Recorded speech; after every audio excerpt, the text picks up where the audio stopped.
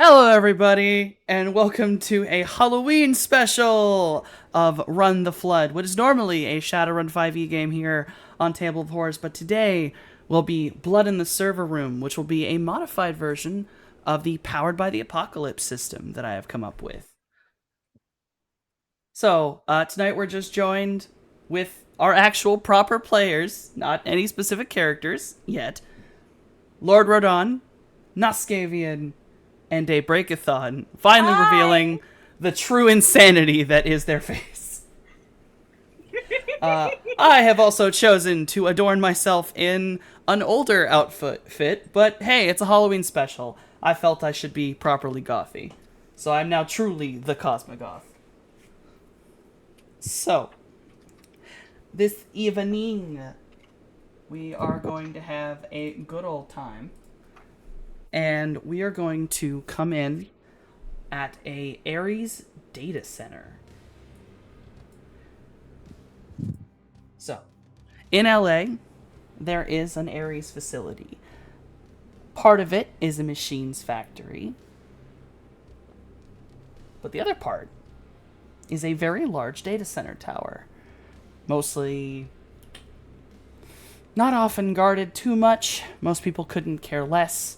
It has very little data, if at all, and most people who work there are bored out of their minds.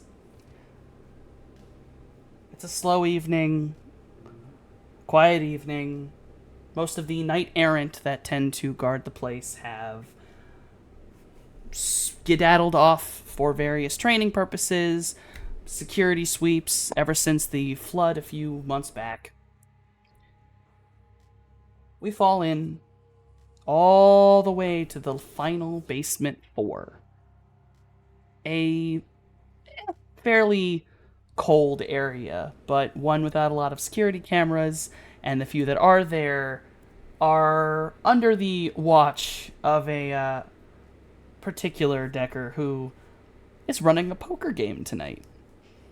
Though he invited many people, currently the only two to show up was a rookie to the guard force and the night janitor. So, would all of my players like to introduce themselves at the poker table?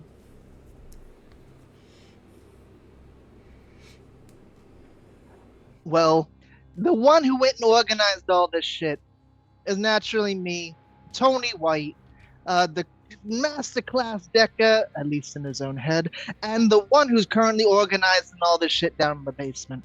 Like, I don't know where the hell everybody else is, but like, I got somebody down here to go ahead and toss some cards. I don't know whether any of them brought any extra snacks. Oh, well, whatever. Whatever. We'll see what they do. Hey, I'm Billy. It's my first day on the job, and I already got invited to a card game. I think I'm gonna make a lot of friends. I hope we're not gonna be playing for cash. They hold 2 weeks worth of pay, and my rent's due next week. Oh, that was real scary.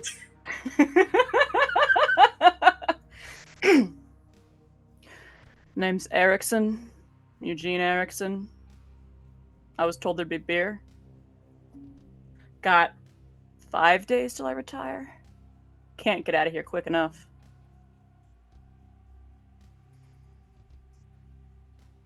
All right.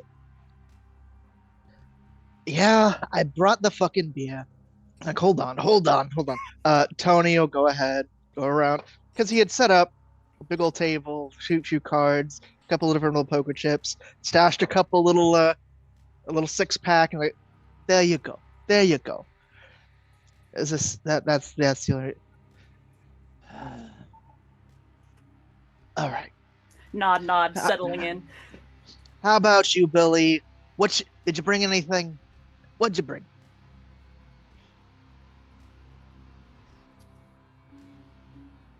Oscavian, you muted yourself. No, Stevie, you Yeah, did it. yeah.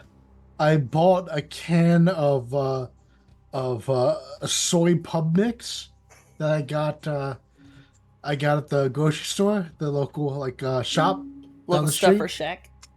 The Stuffer Shack. I got at the local Stuffer Shack. It's a Soylent pub mix. It's got some like pretzels and chips and stuff in it. Well, you know what? At least it's fucking something. At least it's something. Helps himself to a beer, absolutely deadpan, did not bring anything, is on the clock right now, could not care less.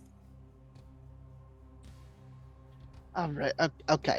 So you're gonna just drink everything and eat everything.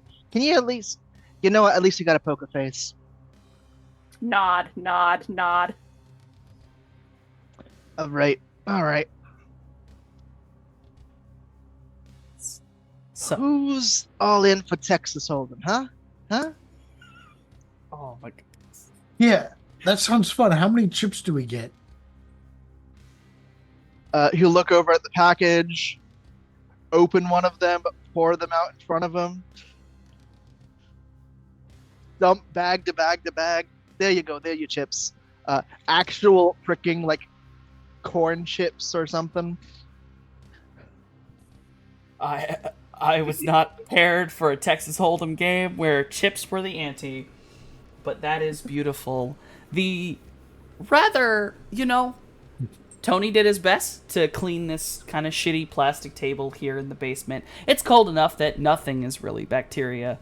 It's pretty chilly, but a janitor's overalls, a guard uniform, and Tony bundled up in goodness knows what. It's fairly comfortable down here. None of the big servers are in this room specifically. You all sit there playing Texas Hold'em to the best of your abilities. And then the rookie gets a ping on his radio. Billy will he'll hear something and he'll look around and then he'll look at his south and he'll try to grab for his radio and he'll kind of fiddle with it for a little while, trying to catch it. And he's like, "Hello? Did you say something? I'm here." You fiddling with your radio, you finally get it to go off. You put out the ether, you're here, and over the radio you hear one of the superior officers, a veteran named Mickey. Not your superior officer, a different one.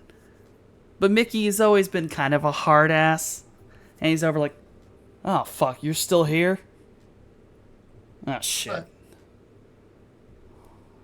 Yes, sir, Sergeant Mickey, sir. Look, fine. What the hell are you doing fuck talking it. to the narc? What the? God damn it. Look here.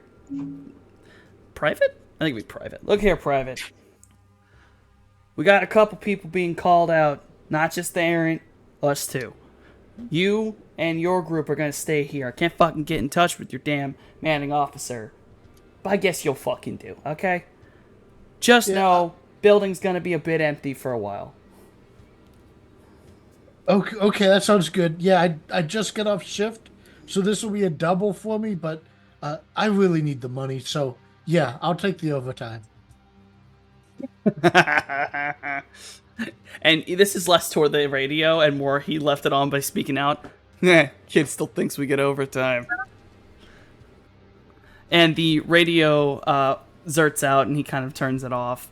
And that's sort of the last thing you hear. And there's nothing really for a good couple minutes. And then, though you are also off shift, Tony, you get a little beep. Even off shift, some of the security deckers still have to always be on call no matter what. So you get a little IT blip. It is automated. It is from the ground floor. There appears to have been a triggering of a motion sensor camera near the back of the building. When you're aware that this late at night, that area is very much day shift stuff. No one works the first floor. But you get a little blip. Hey, what the fuck is that? What? All right. Do we got like some kind of like raccoon or something? Some kind of. But did it go through like the back door or just by the back door? This is a sensor near a back office specifically. You're a little bit confused. This is sort of, there is a window there, but you know this window, like, there's only like a couple cameras near here. One's in a hallway and two are on the outside of the building, and both of them point towards the parking garage. So, like, you're not really sure this window is even big enough to fit anybody, but you flip through the cameras, trying to figure some out, try to get any angle, and you get the hallway. And it's only for a moment. And you kind of shake your head, thinking maybe you didn't see something. The camera's a little bit fuzzy for some reason, odd. But you watch as just at the corner, just in the hallway, something small and red just slicks out of frame really quickly. And you can see that with the IR of the camera on, there's a little bit of wetness on the ground. And it could be the janitor, but the janitor's right here. There are more than one janitor, but Eugene, did you have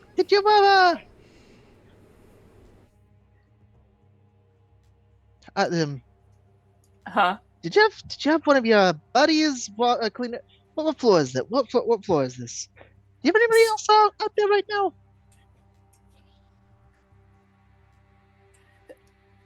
I mean, probably. I'm not in charge.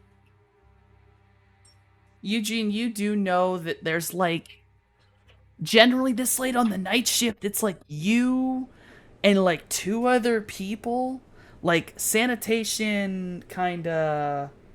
Hello? Sorry, my dog. Oh, the dog tried to break us down. That's okay. And somehow managed to close me out of the window, and I don't know how to stop. Oh no! The omen is magical. Do you know where I cut off?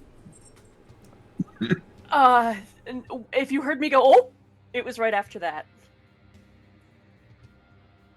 I didn't hear the but we'll say that I'll just flat around.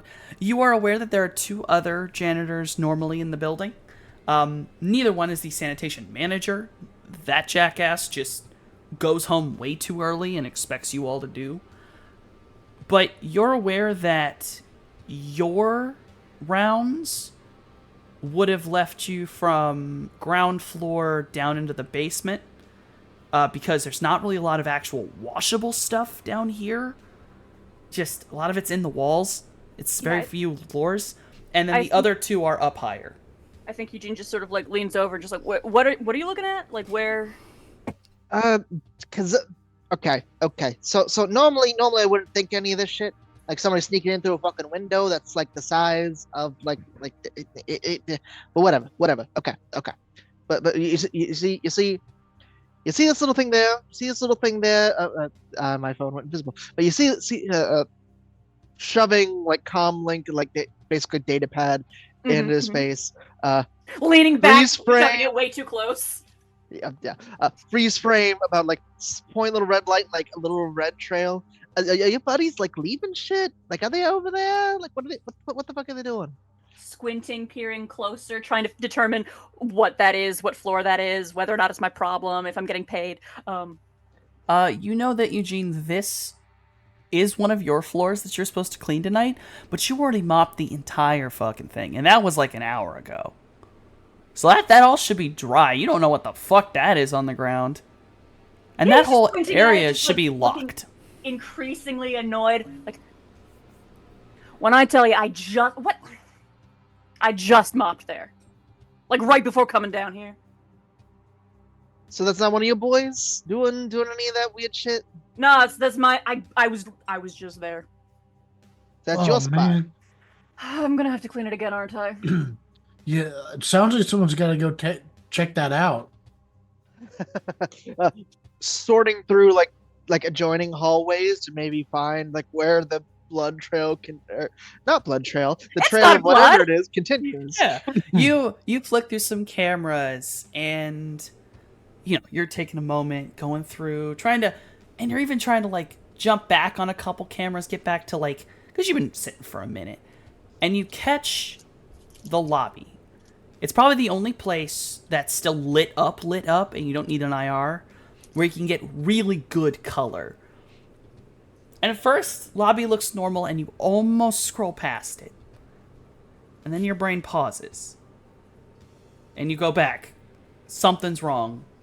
And you're looking at it. You're like, what the fuck am I looking at?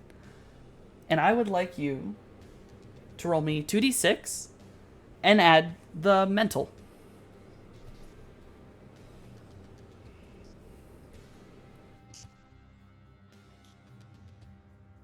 Come here, you. Go. And okay.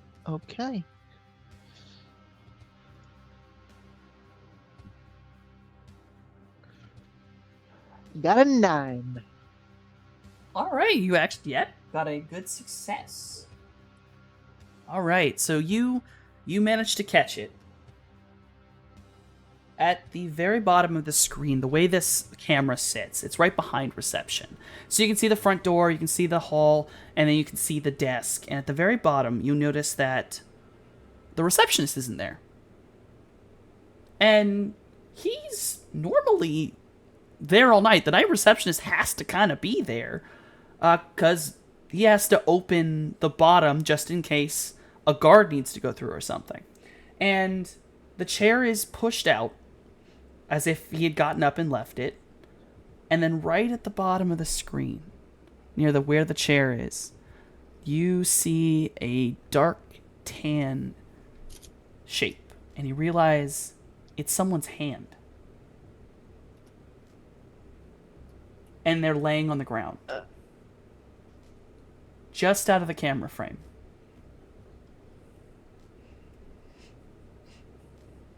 Call. So do we have like a paging system, or is it like calls?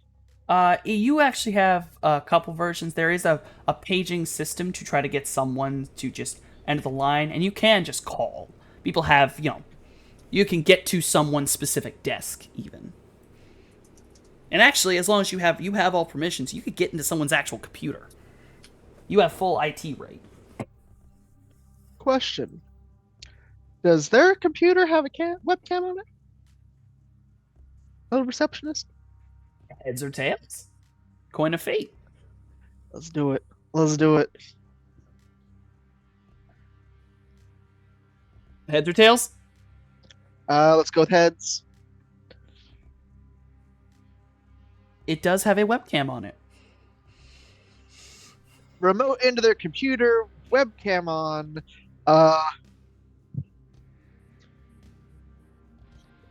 You will be greeted with the back wall of this reception area, which is a large mural of a Spartan soldier, spear aimed up, standing atop, classic Greek architecture that Ares likes to put around. And you can see that spattered along the wall of this very lovely tan stone is a very deep red color. And it's a full spatter, just right across the wall. And you'll notice right. that a portion of the web camera, there's a portion of it that's a little bit dyed red. Something's on the lens. So he was remoting in, about to like talk a little bit of shit, like, you didn't get high again. And then, at the moment your brain finally registers what you're looking at, what's happening, every one of you is suddenly in darkness. As the whole building's power goes. What did maintenance screw up this time? I don't think that's maintenance. You are in darkness for about 10 seconds before the generators kick on. The backup generators ignite every security light in the building, and you can hear this odd cooling, whirring sensation that is the servers basically going into a salvage mode to keep themselves running low but still on so their data is protected. Your connection to the system, Tony, is reactivated. And now you become aware as the security check goes through that some of the cameras are reading as not activated. Some of the cameras won't activate. And you're not sure if this is something else or the fact that, unfortunately, there are just some cameras that are kind of shit and no one has helped their wiring. Probably, Slowly staring at Tony, waiting to be told what's going on. Vic's dead. I'm pretty sure Vic's dead. What? Oh god.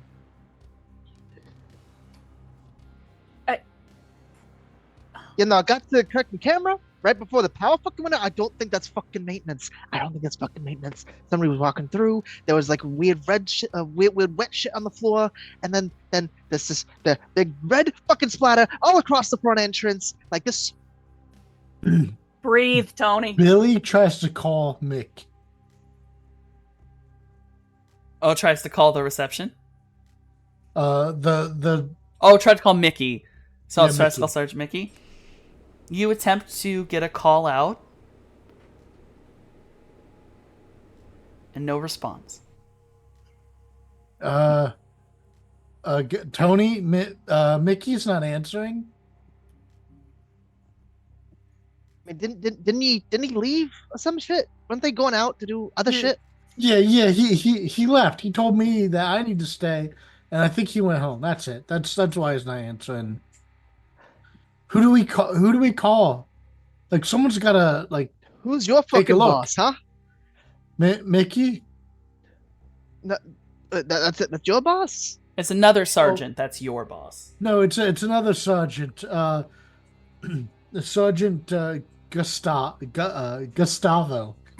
Sergeant Gustavo. All right, we're putting that on the list.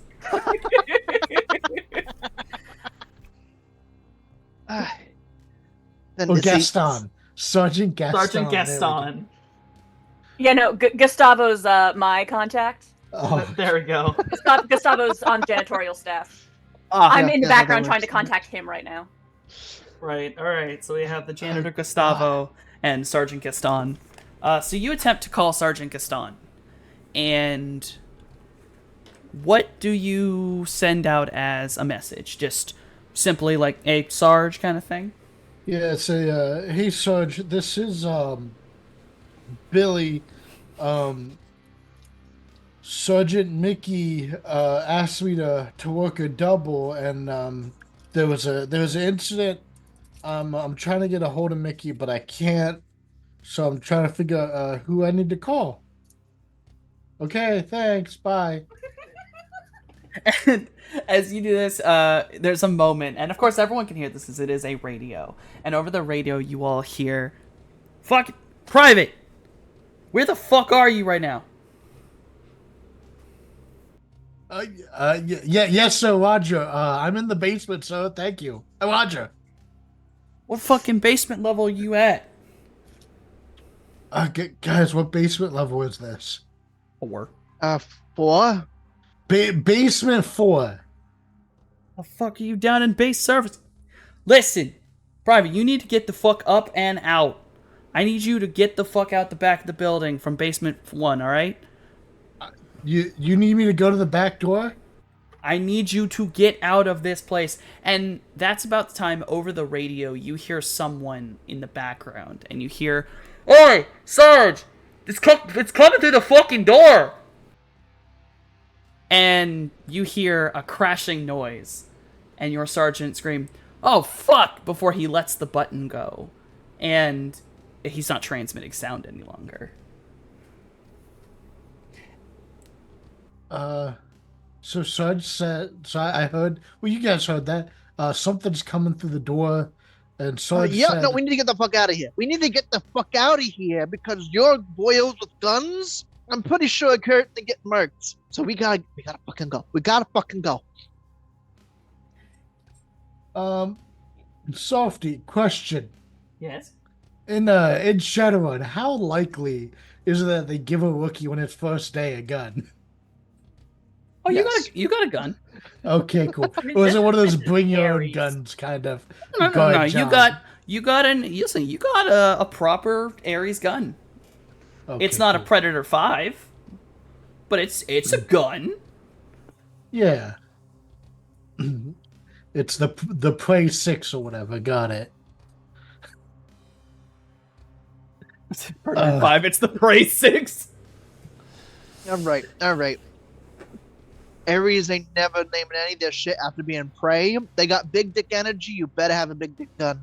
Gotta have the big Not as dick big gun. dick as Predator 5, but maybe like a hot. You 4 got or the something. BDG 3, the big dick gun 3. You have the BDG 3. Eternally, like a compensator. Compensator. You got a good old compensator. So, as you all are, sort of in a state of chaos. Frantically trying to contact the other janitors. This is definitely a prank. This is definitely a prank. This is a drill. No, this isn't real. No, that shit was red. That shit was real. And that okay, this is a fucking prank. It's way too high caliber for the people that work here. So, you were trying to contact the other janitorial staff, yeah? Yes, the janitor Gustavo. Yes. Yes. Eventually, Gustavo does respond. Hey, Gustavo, man, what's going on? Hey, I'm not fucking sure. Yo, Gene, there's some shit. I don't know what the fuck I saw, man. That was too many legs, man. There's something fucking in the building. Oh, The blackout pulled down all the metal grates. The front door is totally fucking blocked. And I saw something, and I'm hiding in a closet. Stop talking. Stop talking. good I luck. think- Shut the fuck up. Hangs up. I think Billy has an Aries Light Fire 70. There we go. Lightfire 70. 1,000-yard stare. So, I Okay. retire this okay. week.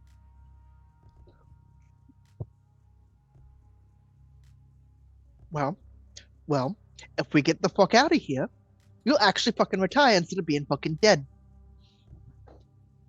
I haven't even been paid yet, guys. Fucking live and you get a fucking paycheck. So we're not. yeah, we're not dying. getting out of here. Right. Yeah. What are we gonna do? Okay. We don't know what they fucking want. Apparently they We got don't too know why many they're legs. fucking here. They can apparently go onto fucking doors, and they have too many legs. So either this thing is a weird jelly eldritch abomination thing, or it's like some kind of weird freaky magic shit. Or it's you know what? I don't fucking know what what. I don't if it's a care what it project is. or How do we room. get out of this basement? Do- You're the tech guy.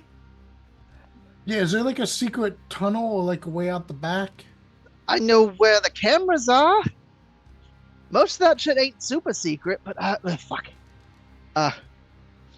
Back to the deck. Hold on. Wait a second. Softy, yes. can I please dial 911? Very sensible, honestly. You know what? You can. Yes. All right. Okay. So you call 911. You call for what is the LA Police Force. Mhm.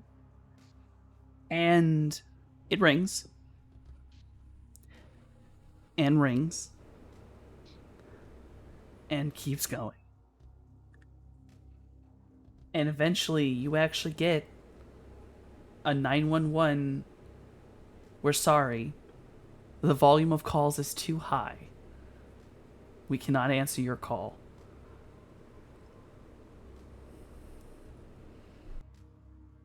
Slowly puts the deck down on the table. I don't know if we make it out of here. It'll feel too much better. Oh, fuck. You all suddenly, you all are in a basement, and the only sound is the droning of the air conditioning for all the servers. They're whirring as their mechanics go. There is 4 elevators on this floor, and they go all the way up to the lobby, and they attach to 2 other ones that'll go all the way up. There's also a staircase, multiple staircases up. So there's many ways up naturally. But as you're out here in the darkness, you all hear an echoing metallic noise. Kind of like the sound of like cable being messed with. And then a metallic screeching and a crash. Okay, So is there anywhere that we could hide? There's many rooms down here. You could pop into a server room, shift behind a big server rack. Yeah, because right now the priority, who even cares where we're going? Just not in the open. Maybe we should like go to the stairs and just get out of here quietly. Okay, so let me go ahead and get this straight. Weird bullshit that very well marked all your guys. Started on floor 2? Down to the lobby. Went for the goddamn. What was? Actually, I don't know whether that was the goddamn elevators. Hold on. Poke my way out of the first little server room towards the elevators. Yeah, you look down the hallway and that deep red security lights. Deep red floor lights, and every so often a top light. And you see one near the elevator, and you can see that there's dust coming out. You can see the glitching out of the elevator's lights. Clearly this seems to be the one that may have crashed, if that's what that noise was. And everyone can hear it, but you can see it. This bang, bang, and you watch as the elevator doors, as thick as they are bending outward with each hit. You muted yourself. Okay. I was whispering, so you know what? That should be somewhat appropriate. Hide. He's running away, like shuffling away. Hide. Sets a dash into the goddamn elevator. Yeah, again, wherever the nearest place to hide and try and gather our wits and go from there, we're going to hide. Of course, I will give you 3 options. You can run across the hallway very quickly into an actual, proper door blocked off supply room. You can try to go back into the room you were in and shift behind one of the large server racks. Or you can attempt to bolt down the hallway and get behind an actual hall bend, which will get you closer to the staircase down there. That's also the one that sounds like it's not a dead end, and the last thing we need is to be cornered and paint the walls with our blood.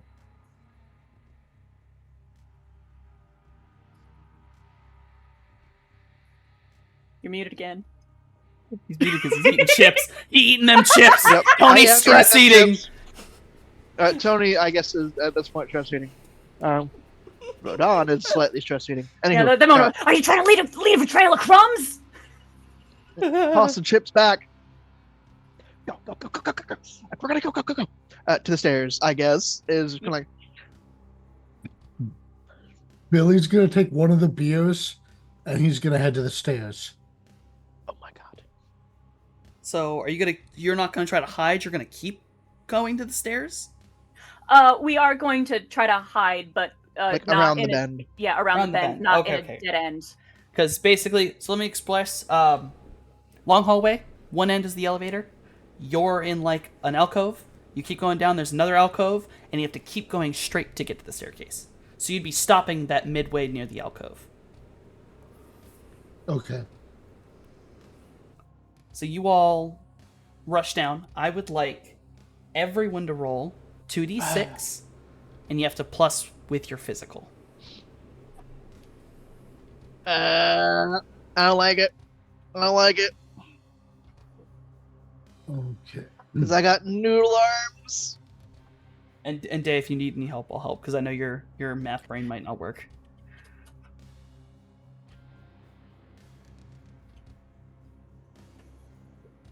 May the dice gods favor me.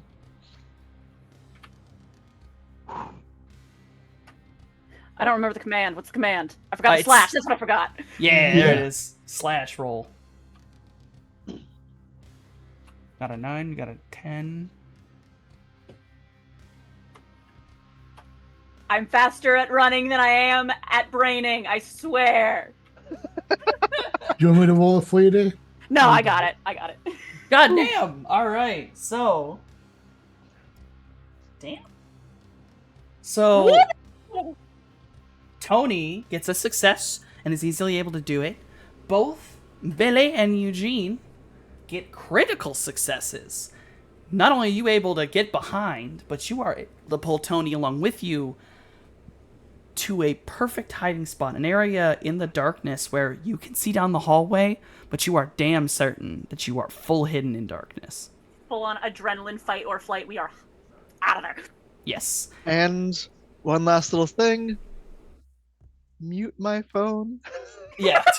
Oh my god, Oh, please yeah. silence Oh, your yeah. phone for In the movie. corner, just and then screen off, back in pocket. Once you all are around the corner, safe, and you are sitting in the shadows, you hear the banging keep going until finally that bang turns into a tear.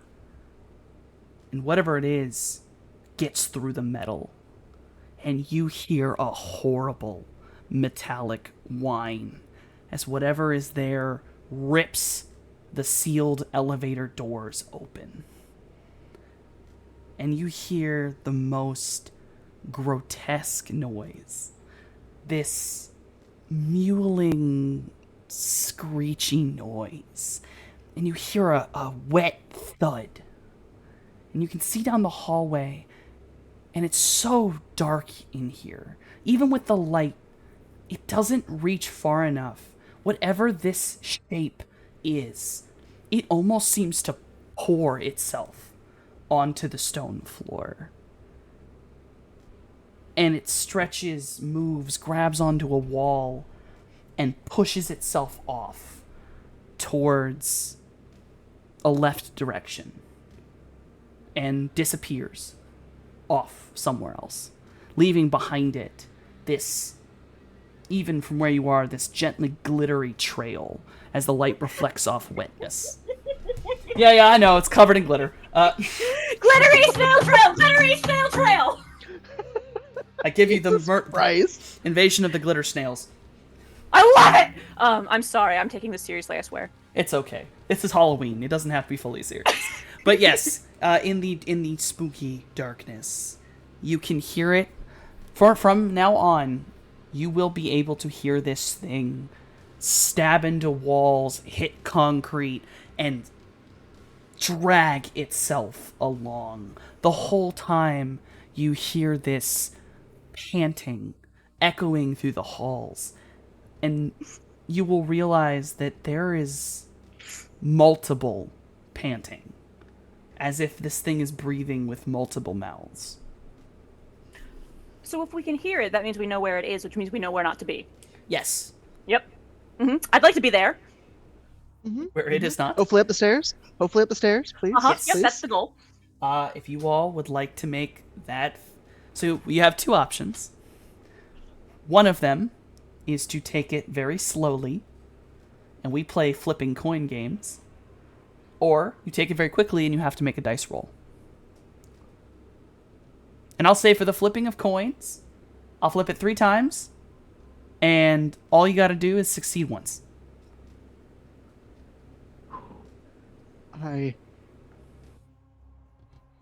Tony, the little wet noodle that he is more inclined for the shh, deep, deep, deep, deep, deep, deep. Yeah, that's where my instincts are. All right. Unless the rookie is rushing off the moment we start moving. Because Yeah. Tony's not explaining a damn thing. He's Yeah, not if- speaking. If one of us breaks and runs, we're all breaking and running. Right. What would Skaven, what was the rookie thinking of doing? I'm thinking the rookie is looking at the more experienced people and like trying to follow their lead. Like, yeah, the rookie's technically the security guy, but it's his first day. Like he's gonna go to the more like the janitor knows this place better than he does. The computer guy knows this place better than he does. Heck, he probably wants to know how to get the computer guy's job because he just has to play on a tablet.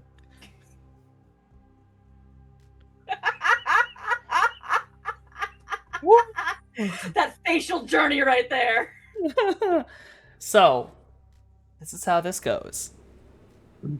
I am technically on the side, rolling for the monster. You all will be given a choice. I will pick one of you in order, and you will tell me heads or tails.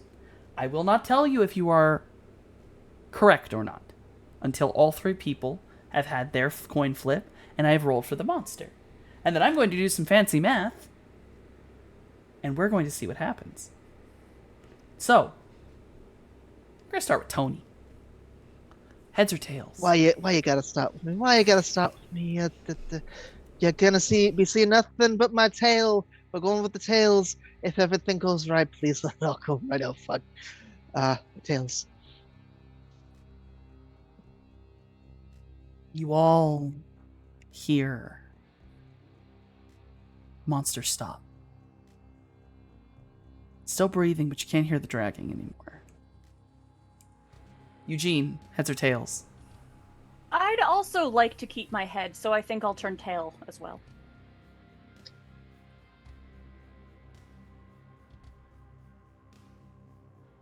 Monster begins moving again. This time the sound is different. It's not going farther away anymore. But it's not fully coming back down the hallway. It's coming close a little too quickly, and you realize it's in the next hallway over. It's pulling itself down that hall. You can hear as it hits carts and service items, knocking them out of its way as it moves. It's going slowly. It's stalking.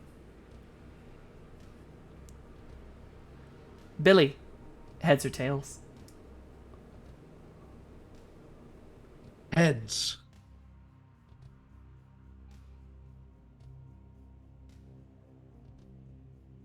You all carefully make your way, ever so careful to stay quiet. You can hear it moving slowly in the other hall, and you all become very aware of the T-path ahead of you with the stairs out there. You know it will reach that hallway eventually. You need to be quick. You need to be careful. You all make it to the door, and you ever so carefully are able to pull the door. Careful with the metal. It makes the smallest squeak. You hear the monster stop for a moment. You hear a cart get knocked over You hear a growl. And then slamming into the wall at the end of that corridor is another cart as the monster pushes all of its force, shattering a metal cart, server pieces scattering. And it takes everything inside you all to not make a noise. You start hearing the monster move away. And you are able to get the door open. All of you are able to enter into the bottom of the staircase and gently close the door. Careful to not let the metal click too heavily. You are now behind the door in a red-lit staircase, and you can no longer hear the monsters breathing. For the moment, you are relatively safe. So, when you say relatively safe, does that mean that this staircase does or does not have an absolutely horrendous echo that we'll have to deal with to speak? How soundproof are these doors? Are we like safe, or are we like, hello? Oh, we're dead. It's an entirely concrete staircase. You may not want to talk. Yeah, so we're gonna creep along until we find somewhere where it's I don't know, carpeted.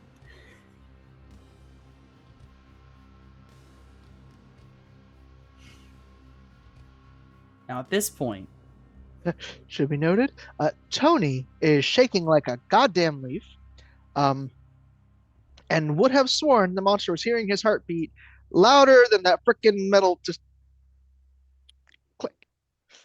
I will need everyone while in the staircase to make the physical rolls for me. Why are there more physical rolls? Okay. We got this.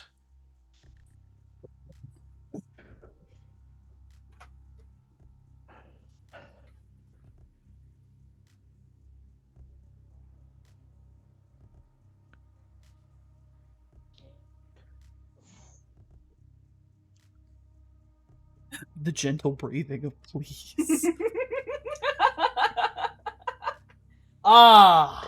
And my friends were not answering. Billy and Eugene, you are careful. You are very gentle to move. You're keeping yourself safe, making even maybe just the littlest noises. The dust, your boots scraping, but nothing too loud, nothing echoey. Tony, you're shaking. You're trying to focus. But you're a glorified desk worker. You wear office clothes. And your office shoes slip on the dust. And you smack into the ground.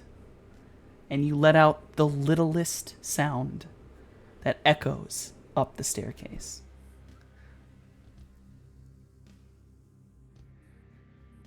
There's a moment of silence. And then a horrible noise. This is less wet than before. This is heavy. You hear footsteps.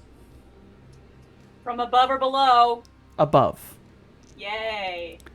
Something very heavy is moving. This doesn't sound like any person. It's this aggressive thumping that's getting closer and closer with every footstep. Closest floor above or above or below. Oh, The closest Yeah. floor is, you have made it up one basement level to basement level 3. So you are able to go into that door really quickly. into three. Yeah, Like Tony's already in there. Let's just, Yeah, no, we're not sticking around. Billy follows. He doesn't want to be alone. You all are able to quickly shift yourselves into basement level 3, and you find yourself on a level that is a bit more open. This is sort of an area where if the basement is just server racks and nothing else really, this is sort of like basement IT. Tony, this is actually the floor you tend to work on. And there's cubicles down here, there's sections. This is sort of the place no one really goes. No one likes the IT department, even though they need them for everything. Everyone wants to say things. So you got dudes in here. Tony, you know one of your coworkers, Jim. He has this weird obsession with his rubber ducks. He took the coding duck way too seriously. So his desk is just covered in them. Nothing but 3D printed ducks everywhere in every nothing. kind of color. Yep. Oh, God. That's just So- constantly. It's true. They keep all the IT guys in the basement. Yeah, joke later. Hide now. So you all are able to slip. You get away from the staircase quickly. Luckily, Scuttle. with the cubicles here, it's carpeted. So your footsteps are very quiet as you move. And you're able to rush through the cubicles. And I need... Checking my things. It's mental. That was where the stat shifted. I need a mental roll from everyone. Oh, I'm sure this is fine. I'm sure this is absolutely fine. Yeah, it'll be great. It'll be fantastic. 7, 8, 6. Ooh. Ooh. A success by barely enough. You all succeed in this. As you are running, Tony, you come across the cubicle. The ducks scattered among the floor. And they're clutching one of his little plush ducks that he had. He's dead. And from what you can see, it looks like something just took his head off.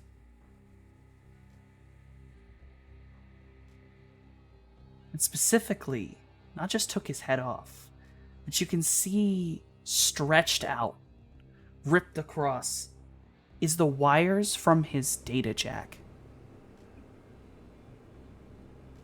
His deck's been picked up. This isn't something a creature. This is something a person did. Picked up the deck, looked through it, tore the data jack wires out, tore through his desk. And you'll start to see that some other people's desks were tore through as well. Like they were looking for something.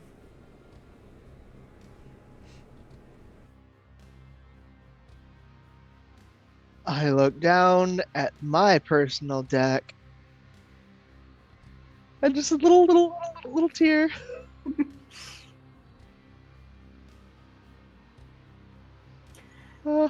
And then keep going. Yeah, we're gonna try to, at this point, like, just away from open areas, keep cover as much as possible. If there is another staircase, we just want to get out of here, man. We just want to get out of here!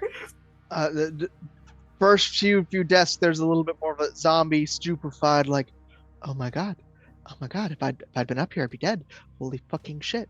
Are they after my admin access? Is that what the fuck they're doing? Like they should have theirs too. Like is this just like he is not quite here right this very second. Oh, yeah. You all make your way through the IT floor, looking for the other staircase that is at the other side of the floor.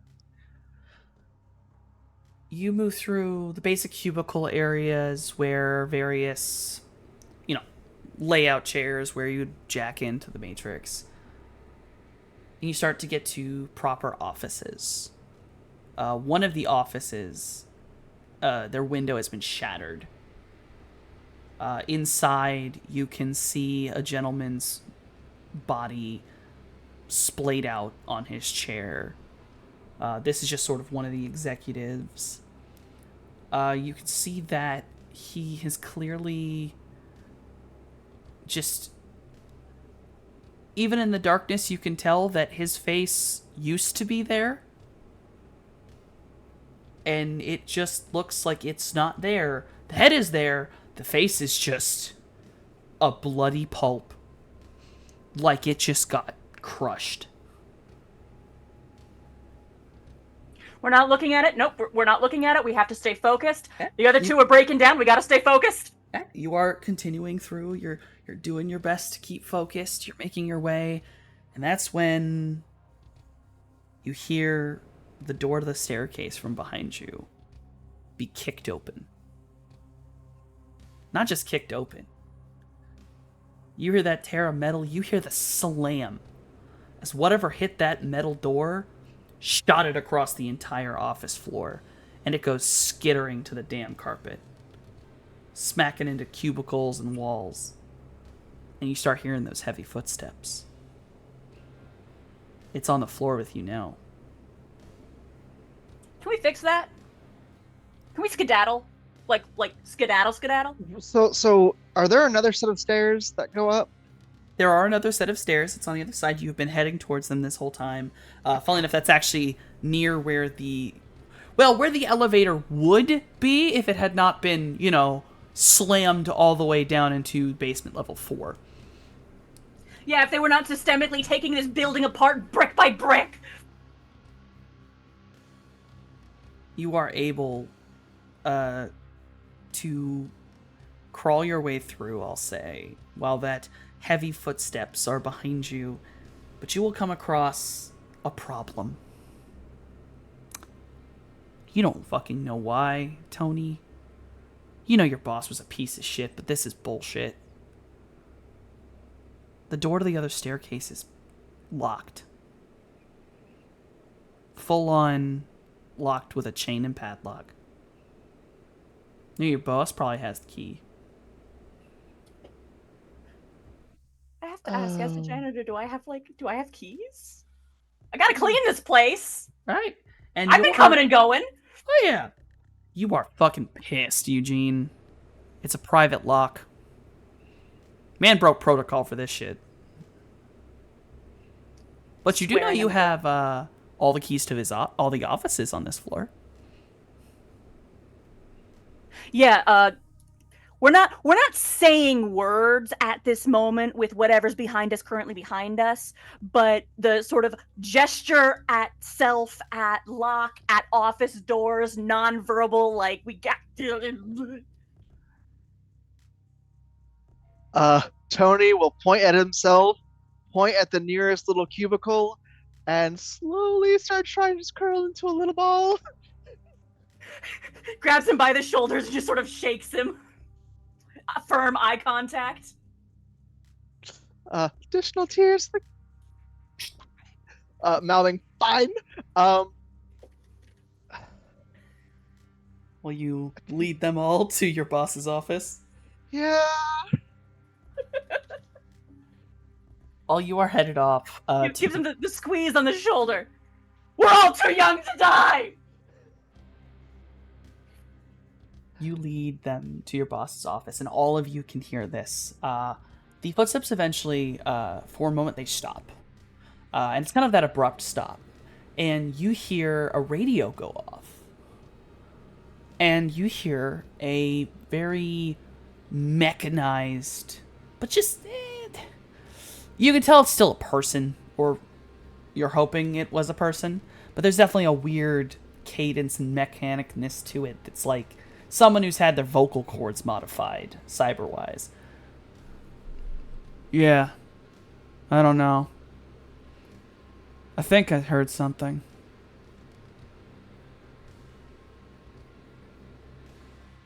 Okay. Fine. I'll go get the fucker. And you hear the footsteps begin to leave you. And head towards the other staircase. And the theme song recedes. The theme song recedes. Mr. X's footsteps disappear. He is in another part of the building.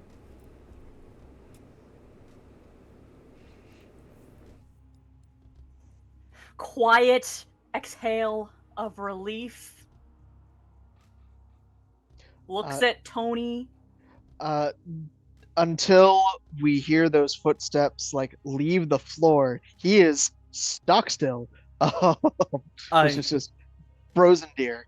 You'll eventually hear metal hit like linoleum as he enters into the actual staircase proper. And he's pretty fucking loud as he goes down the stairs. Yeah, no. As soon as we've got the indicated door, I am scanning whatever authorization as janitor I've got to get into these places to clean them, and we got some rummaging to do. I want to get out of here. I'm 5 days to retirement. I want to finally get to live my life, man. Yep. Yeah, you're able to scan it, and it gives you a mini heart attack as the scanner gives that beep beep as a register of unlocked. Quietly reciting to myself, this is a big building, there's plenty of beeps. This is a big building, there's plenty of beeps. Door It's opens. Really good. It's a really good thing he wasn't here when that happened. Oh, God. Door is now open. You all are able to go inside, and Tony, you've been pulled into your boss's office before. Pretentious asshole, too many plants, all fake. Pictures of his cat, no one else. Jesus. Definitely a man peaked in high school, took the corporate life up, and was like, "Yep, this is where I make my stand." Your boss, God. yeah, Middle management prick. Yeah. Oh, yeah. yeah. No. You begin to, all of you may begin to rummage around, and that will be a mental roll, please. If you would like to. If anyone would like to instead, maybe, I don't know, guard, watch, or something else.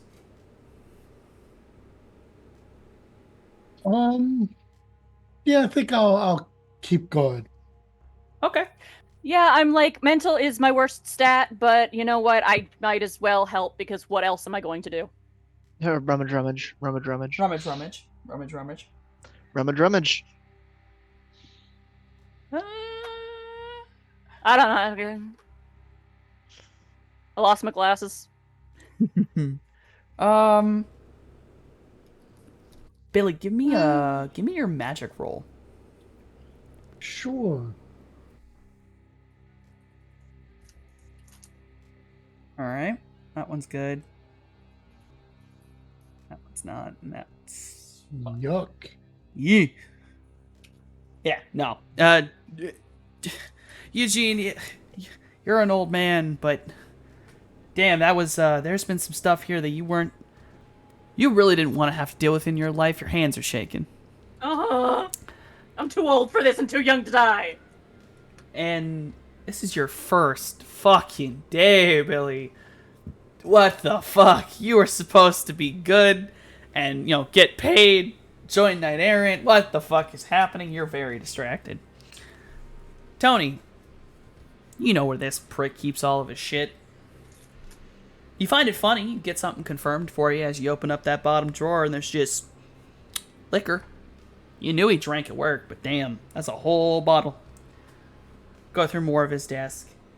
You find the key, but as well as the key, you find that your boss left a file on his desk. Kind of open.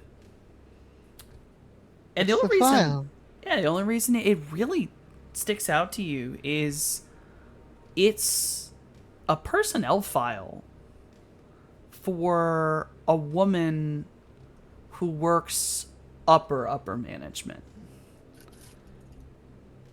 And it has... You're used to seeing, like, a big red mark people stamp onto files, like, for a fired or a removed employee. You have never seen a black stamp like this. It's saying deceased.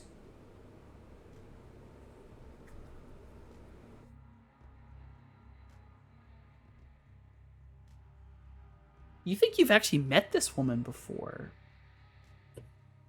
Her name was Victoria, brunette, regular lady. She seemed real nice, middle-aged, elf. And she's apparently dead? What's weirder, you can see the deceased date. It was today. This morning.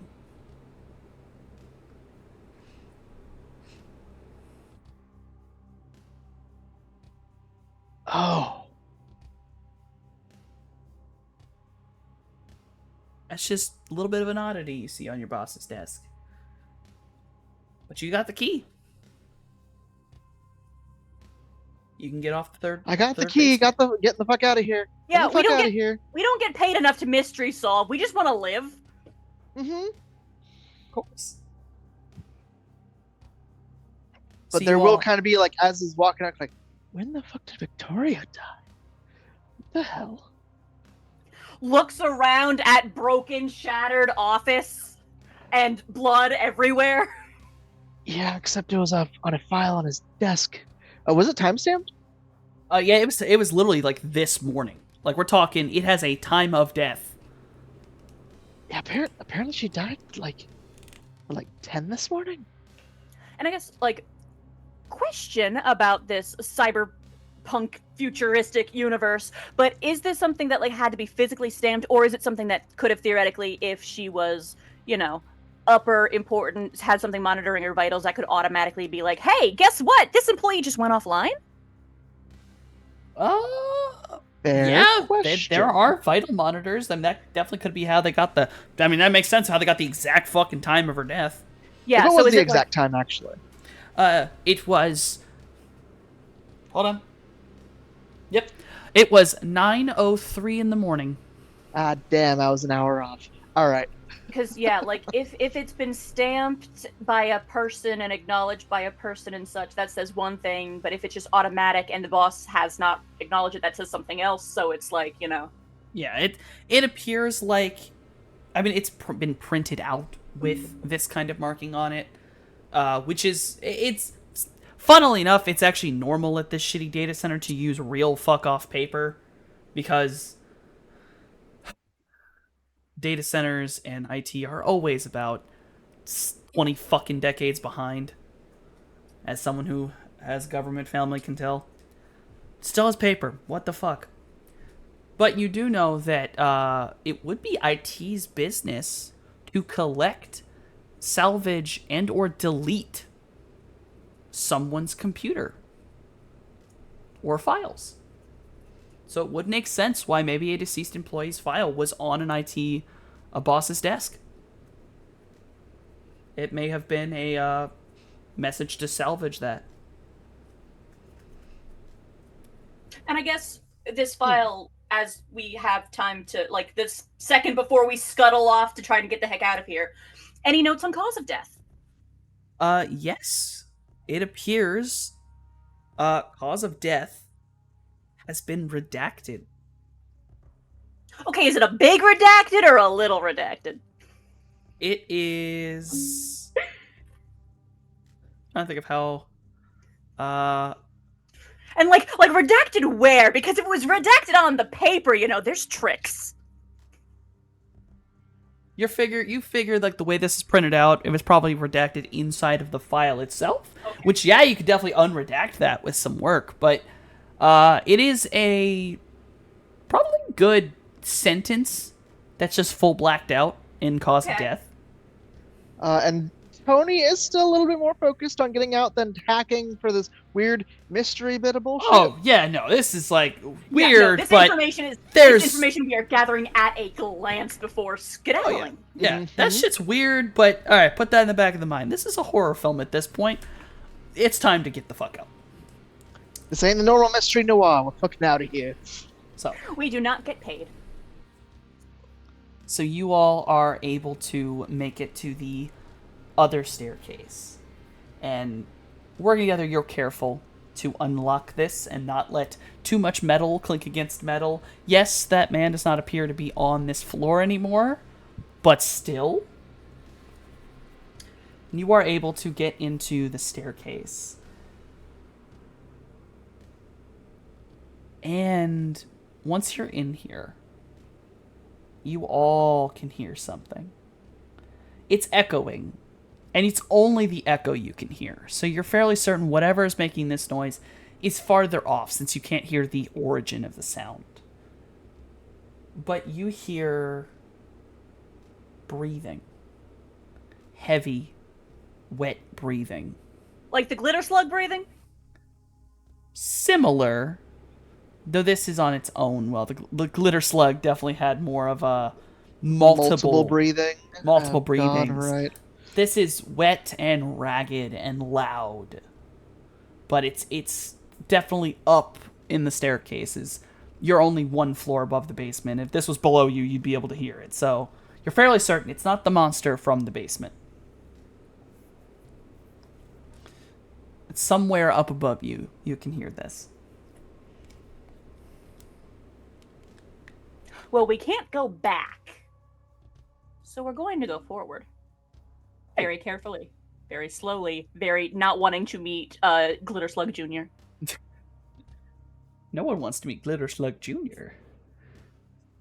I will say that this particular staircase is sort of what would be more considered like a main staircase. So it's a little skinnier than the other one. And it actually has a carpeted floor to it, as this is one of the ones that actually goes above the basement levels. The other one you were in would have only gone up to B1. This would actually, if you went with it, took it all the way up to floor 4. Like floor 4 proper. I think we gotta take this up to the first floor. The carpet will be nice and quiet, and I think we should do it. No argument. We're like no No, response. no. The answer is moving. Not. We're going. We're going. Billy's yeah. going. You all quickly make your way up, careful to not walk too loud. You get closer and closer to that breathing noise, but you still, though it's louder, you still never hear its origin point. So you know it's decently up there. But you And actually... just for the record, just flavor wise, as we're walking along, the world has clearly gone mad. We don't know what we're dealing with. My eyes are on the ceiling as well as the floor. If it can be seen, I'm looking for it. I'm remembering to look up. Roll me... because I'm using this from a different thing, roll me your magic stat. It's not a magic roll, but we're using that as a bit of a different thing. Yeah.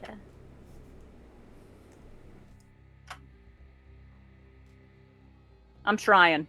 All right, that's a success. I'm paying attention. No one's hit trick or treat yet, which is going to be really funny. Oh, what is I that? If Snake you get eyes? Doubles? Snake eyes or double sixes. Snake eyes Yeah, is they a love- trick. Double sixes is a treat. That's fun. Okay. All right. What do we say, kids? What do we say, kids? Trick or treat. So you all are able to make your way up completely unaccosted. You are able to make your way up to the first floor. This is obviously, once you've reached above like the basement level 1, the decor here kind of matches what the lobby would be. And you are able to look out of a window in this door before, bust out of the lobby. Because this is near the front of the building, so you actually will be able to see the lobby. And How big is this window? you know those windows in like the doors at schools and hospitals and stuff? You can probably get your arm Been open through. up like that far. Yeah, like you broke it. You could probably get your arm through there. Yeah, not the kind of window I'm looking for. Nope, sadly. No, you're able to look out. There's no movement in the lobby. The lights in here are completely off. You don't even see the security lights in here. But what you can tell from just where you are is that not only are there no lights, that means none of the front windows are letting in any light. The doorway isn't letting in any light. And We Eugene, had been told the shutters came down. but you are able to carefully enter into the lobby. Sneaky sneak, sneaky sneak, sneaky sneak, sneaky sneaky sneaky. Should we try to go to the back door? Or should we try to go to the second floor if the shuttles on the first floor are down? Back door, see if it's open. Wait. Softy? You said I still had access to like some of the cameras, right? Yes, you were restored access when the security power came back on. Very hesitantly turn on the screen of my phone and look to see if the backdoor camera is still there. The backdoor camera is still there. You actually have both of them. One that leads down the hallway towards the back door with it in view, and the other one is sat on the corner of the building looking at the back alley. The first thing you will notice is that, sadly, the back shutter gate is down. Second thing you'll notice as you're looking there is that there is someone stood at the back door.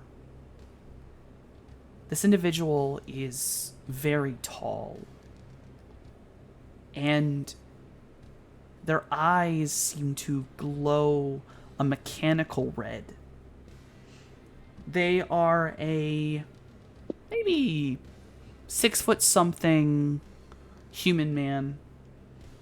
Most of his body is taken by black steel and metal. When you say human, you mean human? Human. Not just metahuman. I mean, no, he's actually human. Okay, just, making sure. Yeah. But he is just arms crossed, standing with his back to the back door, just maybe guarding. Do I recognize this man? No. Do I happen to know of any side doors or conveniently placed windows anywhere? You know that on the second floor, there is a section of windows where it's only maybe a 6 foot drop to the top of the parking garage. Yeah, we are very carefully, very quietly leaning in to Tony and conveying this information. Like he's holding it like vaguely out so he can see a camera linked to the thing, shutters, and then. Are you sure the shutters? You sure that's the back door? Because Gaston and Mickey both told me the back door is always open. Phone in face. Hopefully not show my actual shit. Hold on. I have so many freaking notifications. Get out It's here. okay. I already made my joke. Rodon just turns his phone. We just see everything. I'm trying to avoid it. Damn it! There we go. There we go. Like Tony pointing at the thing. Pointing at the thing. Yeah. Tony turns his phone around and in his haste and panic accidentally closes the app, and you just see the home screen, and that's it. Yeah, okay, let's go to the next floor and maybe we can jump. You all are standing at the doorway of this staircase. And you hear something. Something that echoes down the staircase for a moment. Gunshots. Loud, reverberant. And then you hear a crashing noise. And then Not the thudding. stairwell. Not the stairwell. Not the stairwell. Dare I say, I'd like to not. Yes, and you are all able to move quickly away from it, and you will now be alerted to another noise. A gentle groan. This one small. Not ragged or breathy. Just someone seems to be groaning, and it's coming from the other side of the reception desk. So, it sounds like a human? Yes. It's oh boy. Uh, Hey, Vic, buddy. Hey. Oh God, what the fuck happened to you? you see, It is Vic, right? Yes, it's Vic, and you can see that he has had something just slashed across his chest. And there is tears and rips on the back of his head, some of his hair. And you know that Vic, though not a member of IT or anything, he himself just has a data jack. He's pretty consistent in, enjoying the alternate reality. And yeah, his entire data jack's been ripped out of part of his head. And there's just a massive slash. He's vaguely conscious as he looks at you. And there's I'm just staring horrified at just the missing part of just right at the base of his goddamn skull. Well, actually, where was it placed? Like in the front or towards the back? He had his in the back near his the bottom of his skull. And yeah, he's looking up at you, like eyes not fully there. There's blood on the ground, and he just reaches up like, Tony, man, it was like 6 dudes, all fucking cybered up, man.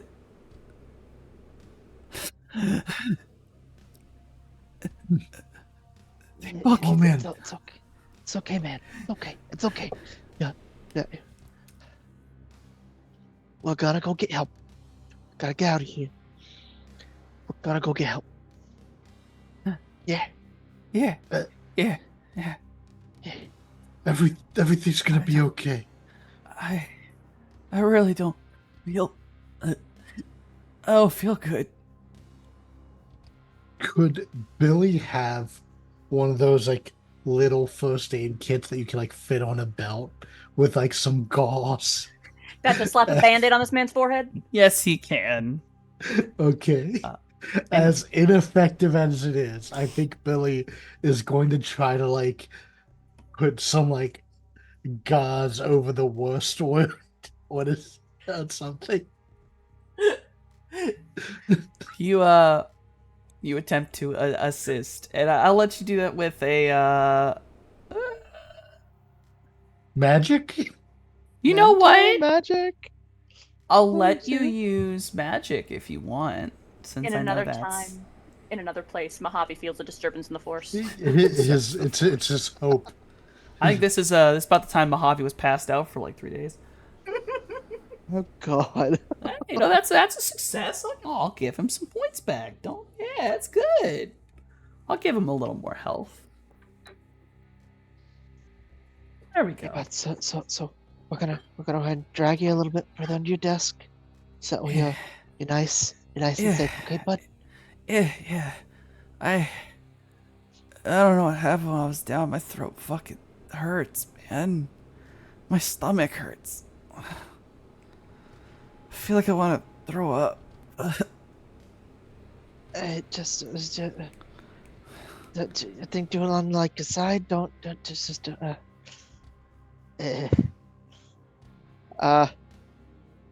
Tony has no idea. Like he's kind of floundering. Yeah, we're gently rolling the man into recovery position, I guess, so that if he does throw, he doesn't choke. And Vic's he's like sweating and looks just super pale, but like obviously there's blood loss. We're not moving him. We're not getting him out of here. Oh, yeah. No. We're just giving him a little bit of hope. Okay, I guess now we need to look. All right.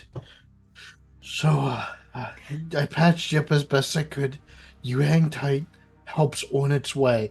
And I look like, then I like stand up and walk around the desk. I'm just like Diligently making sure everybody checks their shoes real quick so we don't leave a blood trail of where we've been.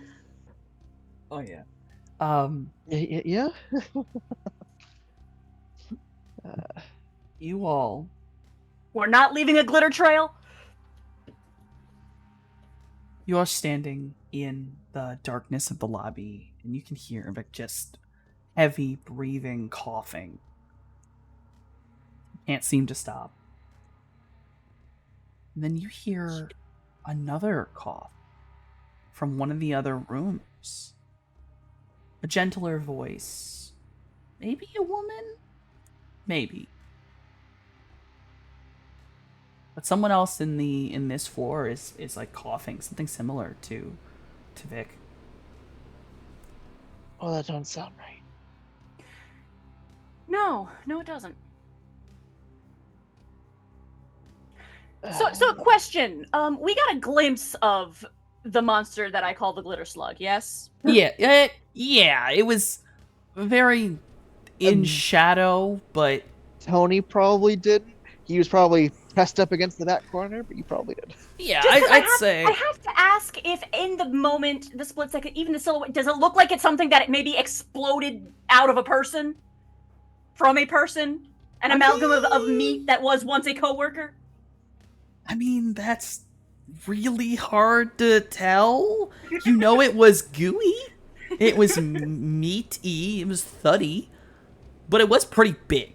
Like it was big and strong.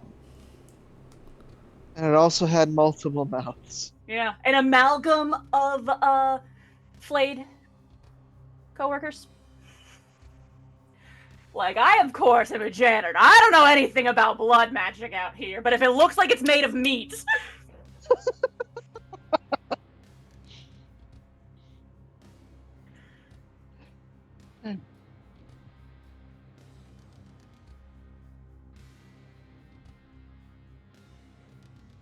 And, like, he was sick.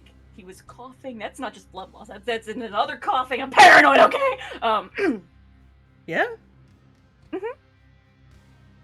The feminine voice is still coughing a little bit down the hallway.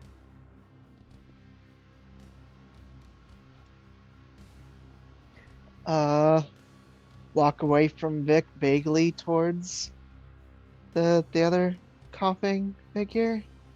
We're letting him Yeah. go first. Yeah.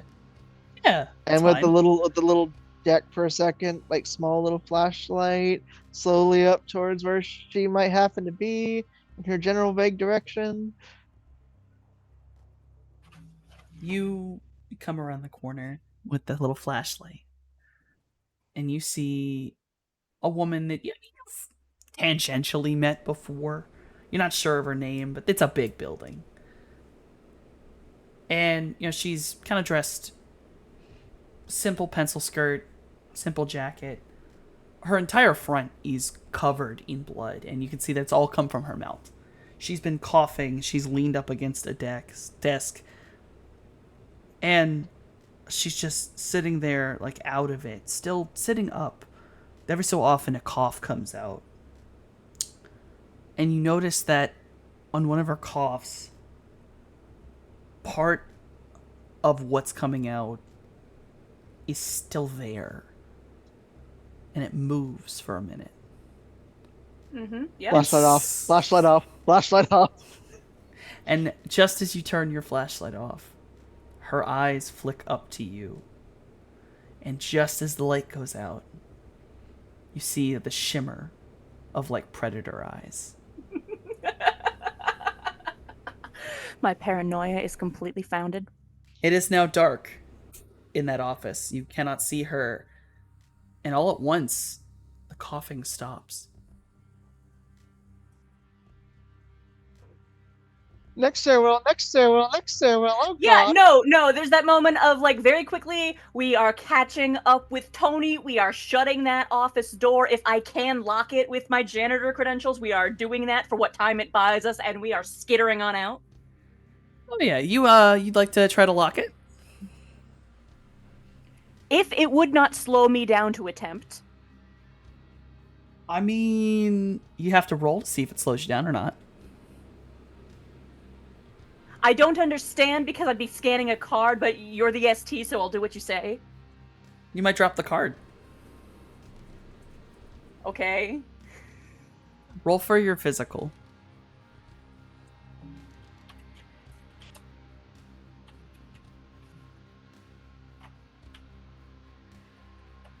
I'm rolling the correct kind of dice here.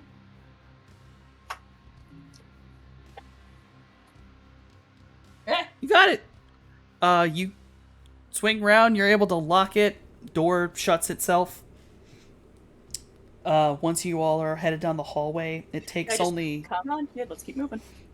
It takes a few moments, and then you hear the thud as something in that room just smacked into the door. Keep it pushing. And it begins its gentle rhythmic thudding as whatever it is trying to push its way out. Breakout. You quickly head down the hall as fast as you can, trying to get to the other staircase you know must be down there. It technically would be the top of a separate one. And just as you get there, the door in front of you busts open, and a humanoid figure crashes through, stumbling as it smacks into a wall, looking almost like a drunk person. They sit in the shadows under a red security light, and they turn to you. The light from another security light behind you glistens across their face, revealing those predator-like eyes. They let loose this growling sound, like pushing all of the air out of their lungs in one motion. And this long, twisted, red worm comes out of their mouth and seems to point upwards like it's moving and sniffing the air. And then it wiggles its way around to face all three of you, and then flicks back into her body. And she jankily starts to walk towards you. Hello, my baby! Hello, my honey! Hello, my ragtime gat! I'm so sorry. Shoot it, shoot it, shoot it, shoot it, shoot it, shoot it, shoot it. I got it right. Please, please. Yeah, no, we don't. We do not shoot it. We do not draw everything else in this building towards us right now. Billy's got his gun out, like looking between Tony and Tony said his piece. He's skedaddling. You do what you gotta do. Yeah, no, we're skedaddling, but especially this thing's coordination seems impaired. We don't know how many others there are in this building, and they are not locked in rooms right now. And also, there is Mr. X and the Glitter Slug, and we Of don't. course. We're in zomboid hours out here. We do not need to shoot that gun just yet. Oh no, Billy puts sure. his gun back. However, Tony is a panicky nerd. No. Eugene's head is just cool enough to be like, no, we just run. Right. I'll say, in this moment, Tony, you ran first, right? You ran immediately. Shoot it. Well, by basically doing like back. Well, what was it? It was busting from behind us or in front of us? It was in front of all of you. Like between you and where you were headed to the stairwell.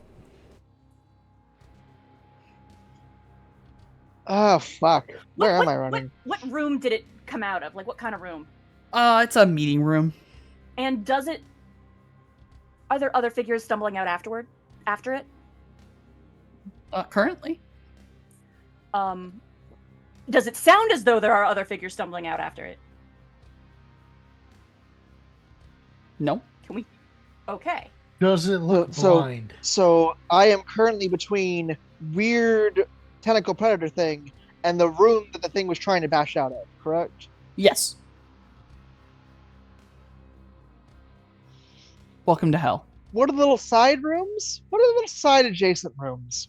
There's a few offices, a couple meeting rooms, a break room.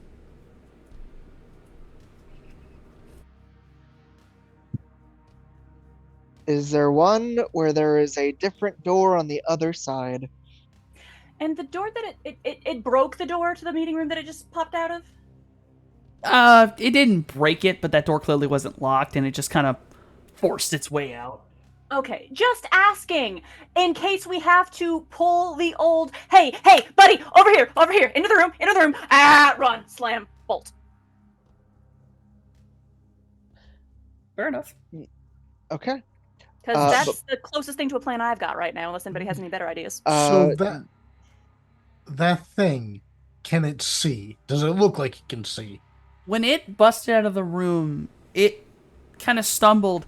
It did move its eyes towards you. You did see a glint in them, like the predator eyes, but it didn't really start going towards you till this long worm-like thing came out, wriggled around in the air, and pointed towards you before sliding back in. So you don't know if it's blind, or maybe it's just it needs to reconfirm or something. But it did not start moving until that tongue came out. Okay. And there's like an open room behind it. There's an open hallway because I mean it busted out of a meeting room, and it's in a hallway. So you like there's a hallway past it. Okay, and we need to Alright. go past it to get to the stairs, right? Yes. And so I was asking, do any of the adjacent rooms nearby to us have a door on the other side to a different hallway? Yeah, is there anywhere to run? You could go backwards. Try to maybe circle around. So the answer is no. Can I? All the get- rooms around us are basically just one door per. Yeah. Gotcha. Okay. Can I get a clear line of sight of the room the monster came out of? It's a meeting room. It does have windows to it, so you can see into it. Because yeah, if there's not other Well, corpse worms in there. but it busted out of the door, so the door's open. Yes.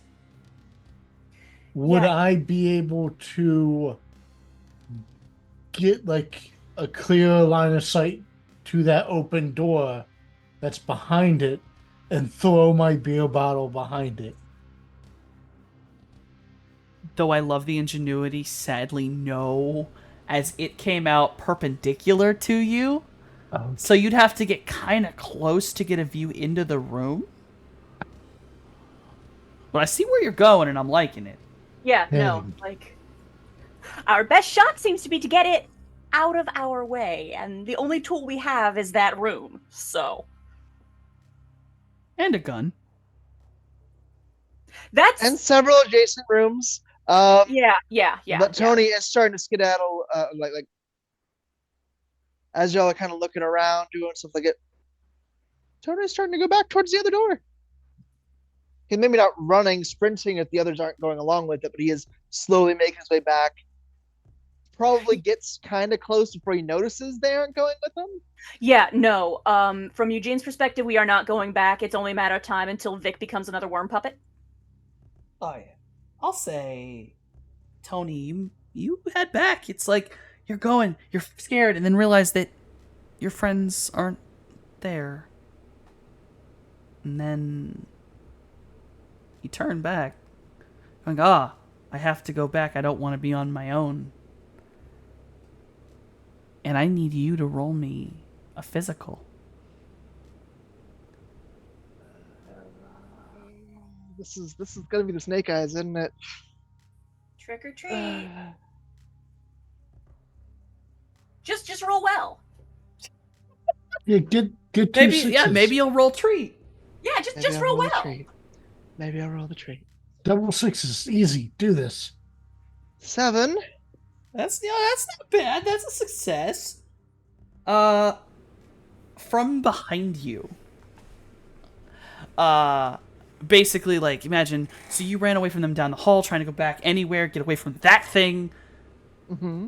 Realize they're not there. You turn to look at them, and at that moment, out of a window, smashes through one of these creatures, and it grabs you around the shoulders. In a panic, you are able to tear yourself away quickly, it being dragged out along with you onto the floor. Glass is in its face and its arms, it's not stopping. But you avoid this worm thing before it can wrap around you, and you felt it for that moment as it was trying to get a hold of your throat. Blah, blah, blah, blah. And you rip away just at the right moment. The worm lets go. It falls to the ground. Back where my friends were. Oh God. He is panting. He is not breathing quietly in any way, shape, or form. But if they haven't figured out a way to get past whatever the fuck she is, he is barreling through. So Yeah, like what's this thing we're just standing off with? What's it doing? Like, is it coming towards us? Is it standing there? Like, Yeah, it's doing full, like, Walking Dead stumbly, barely motion. Like, it's learning how to fucking move a human body. okay. I think Billy is gonna try to hurry past it while it's trying to learn how to move. Yeah, Oh, honestly, I am going Gonna to go juke it. other way Yeah. around the hallway, so if it goes for one of us, the other can bop it over the head. All right, we're going for the juke, boys. That's a physical. Like the video game, we gotta go physical to do the juke. Excuse me, dog. Stop pawing at me. I need to juke this zombie. Oh, damn.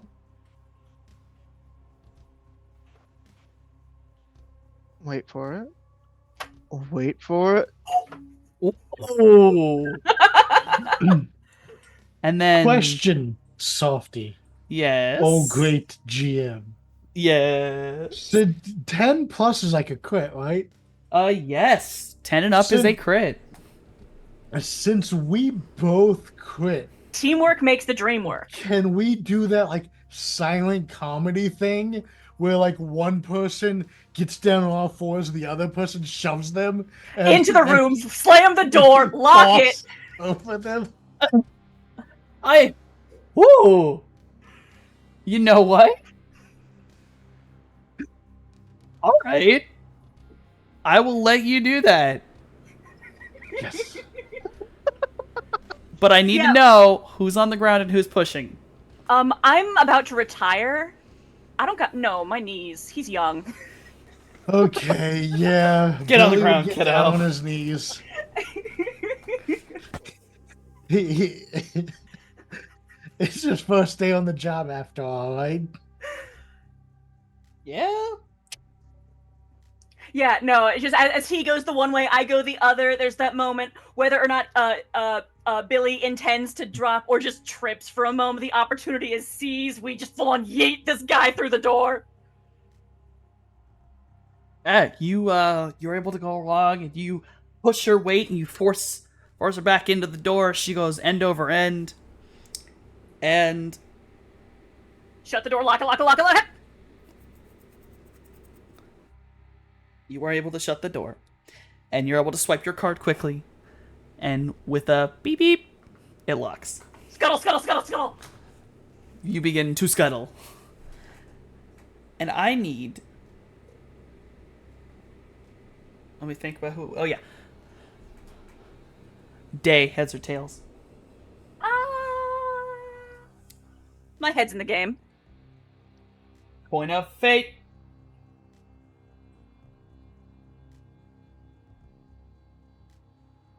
You push the zombie, and you're very proud of yourself. And there's just this moment where suddenly there's just like this wetness on your hand and arm. You look down, and it's gross. You realize her whole front was like covered in just gore, and now it's on your hand and your arm. As the janitor, do I have any cleaning supplies on me right now? Like wet wipes, anything? Oh yeah, I'll let you have wet wipes. You're a janitor. Yeah. I'm using my magic janitor powers to no thank you.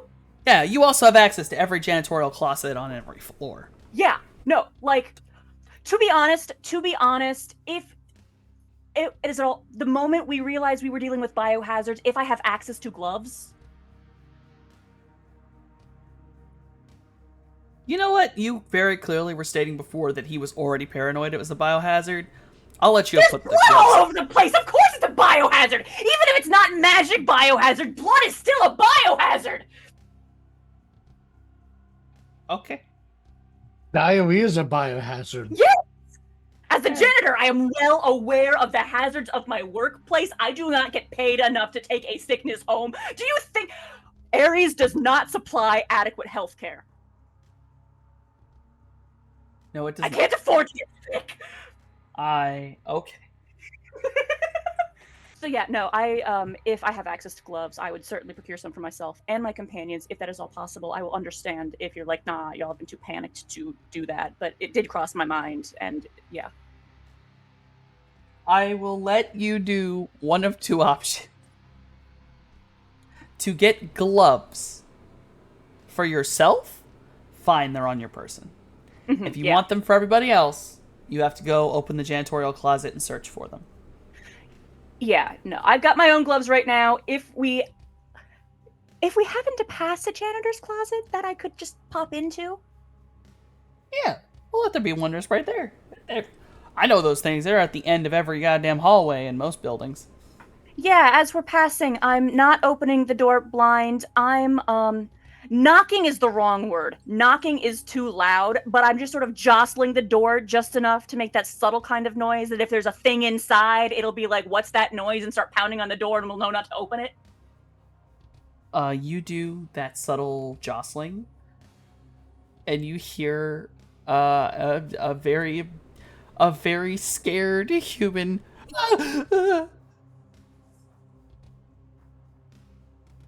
That's where we not again, not even a knock, just a light tap, tap, tap, tap, tap, tap.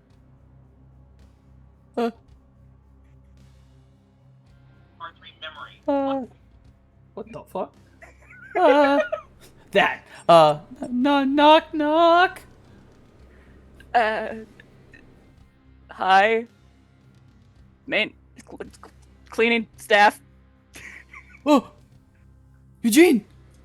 The door rips open, and it's Gustav. Oh, what do you know? Oh, Excuse me, Gustavo. Gustavo, pardon. It's Gustavo. Oh, Eugene. Oh, you're okay. Holy shit. Yeah, looking him up and down real quick to see if he is covered in blood. His overalls have some stains on them, but there's nothing on, like, skin. There's no bites or scratches you can see. Okay. Actually, Yeah, no. It's just kind of like looking him over like, you're alive. yeah, I'm alive. Holy shit. What is Sort of, going like, on? Pulls him out of the janitorial closet and just sort of moves him off to the side with the others. Eugene is not a very talkative person by nature. He's not good at comforting people. That's not his job. That's not in his job description. We are moving this man elsewhere, and we're going in and getting those gloves. Alright. I would like you to roll mental for me.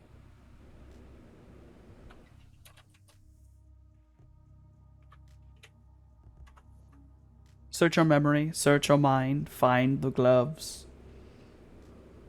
I work here. Yeah, but you're an old man. Somebody moved them. Ah, shit, somebody moved them. Muffled swearing, rummaging. Gustavo, where are the gloves? Oh, we like ran out. I think the extras were in the basement. Well, I tried. Are there any... What kind of supplies are we looking at in this particular closet? If not gloves, what do we have? We have bleach. We got mops. We got... Yeah, that's about it. With that roll, that's about it. So Softy, you go ahead and let me know when Tony's running back in absolute panic. Tony can run in like, you know what? For fun, literally Eugene rips Gustavo out of there to go search, and like Tony nearly runs right into the man. It's like fall into a pile of heat, pile of limbs, flailing, getting him off of me, expecting more like weird worm shit. Shh. Keep it down. Where is she? Oh God. Where the fuck did she go? What? Are y'all good? Y'all didn't get fucking eaten by the... Okay. And he will go ahead and continue laying on the floor for a moment while old man is searching for shit.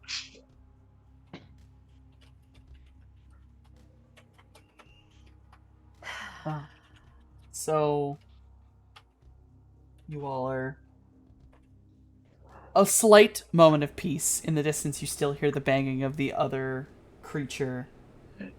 You know, I am fuck, gonna right. take. I'm gonna just for the moment, not for it, but I'm taking a mop with me at least. Of course. I'd say you Haven't- got about... I got a poking stick now. Yeah, you got a poking stick. I'd say you got about a minute before the thing that fell out of the window after Tony will cross the corner. We should really fucking go. One of those things tried to eat me. We really gotta go. Yeah, no. Really gotta fucking go. Yeah, let's keep moving. The mops are grabbed. Some are offered to the others if they want them. Whether or not they're taken, we're bolting. You all quickly make your way to the staircase. And you open the door. And the staircase up is blocked. It appears somehow a fucking vending machine was thrown down the stairs. And it's Love that. absolutely blocked up the upward. What kind of vending machine? The snack ones with the A springs. snack one? Okay. Is the glass broken? Yeah, the glass is absolutely shattered. Okay. I want to grab some snacks. Sensible, honestly. Yeah, you know what? Do you know what kind of snacks you want to grab? You going for the chips or the sweets? Soy chips. Soy chips? We are going to caution against him taking anything too crunchy. Oh. Okay. Then how about oh, you know what? Is there like a bag of hard candy or something like that? Oh yeah. Yeah, I'll take like a little bag of those like little jawbreakers or whatever. Like not the big ones, but the little mini ones that you just like suck on. Yeah, you get, Nice you get a and bag of round. some little baby jawbreakers. Yeah. Yep. Yeah. No, yep. Honestly, I might take some of those too. Fill my pockets. Some protein Yeah. bars as well, if there are any. Yeah, you get in there, you get some of the stuff out of the vending machine, the broken vending machine in the stairwell. So I will give, the janitor has this knowledge. Currently speaking, this stairwell is absolutely fucked. You're not getting up this thing. Not with the way this machine is bent into the corner. The only other staircase up to the second floor would be the one back in the lobby. The only other options is to go for the other elevators, not the ones that are connected to the where the thing bashed into the ground. But there is an elevator, and you know you have a key to get it working. They shut down during blackouts, but the janitor keys can actually make them work. Glance towards our tech guy as this information is being relayed. Do you still have the cameras? Sure. Some of them are really goddamn old and weren't wired into the fucking emergency power. Maintenance? If you can look. Yeah, it's fucking maintenance bullshit. But If we you can can't look. do it with that fucking now, but we can try. I can try. If you can Hold on, look. okay. If we know it's an option. All right. I guess I'll pull up my little deck and see if the cameras are good. Which cameras are you looking for? The ones on the elevators, stairs? The one for the elevators for this floor. Our destination to move on. Yeah. Mhm. So you are able to check out those cameras, and you are very uncomfortable with what is appearing, as the entire camera screen is dyed a red color. Something is on the lens. How opaque is that red? It's kind of Or- messy, kind of So it's like it got splattered with blood and not like it's currently being hugged by a slug. Oh, well, it doesn't look like a splatter pattern. There's an odd organicness to it. Some weird So it is areas being that are hugged by a darker. slug. It you know what? Fine. Yes, it's being hugged by a slug.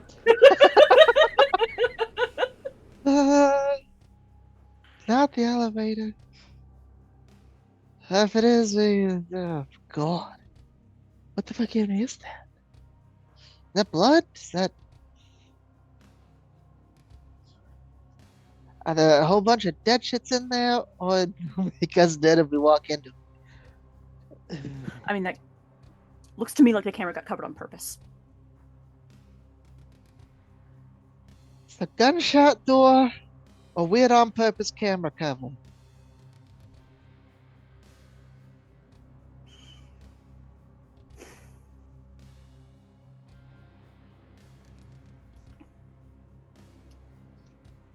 This is a bizarre question. But what are the odds there is some sort of maintenance ladder in the elevator shaft? Is there an option C? Because we know the elevator's on the ground. It's not going to come hit us. And sometimes, you know, somebody's got to get in there with the wires and stuff. Oh. I think Elevator usually shafts all make elevators have maintenance Yeah. ladders. Oh, they Like always, fire those are department and- safety ladders. Yeah, if Yeah. there's a safety ladder, if we can take option C instead of A or B, since both A and B are bad. Yeah. And I'll just give that, yeah, the camera to that elevator doesn't seem too bad. In fact, that actually gives you an interesting appearance. You can actually see the red trail that leads to the torn open elevator doors. And you can see the empty shaft inside. You can clearly see that this is where that creature came from. It appears to have torn its way in, entered the elevator, and crashed it. But yeah, you can see that there doesn't seem to be anything moving over there. Mm-hmm. Any cameras leading from here to there? It looks like the only thing you'd have to contend with is, like, you got two options.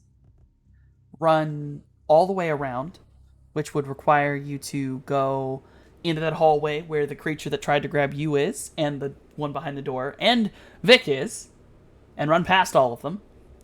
Or run past and under, probably a little bit farther away of where the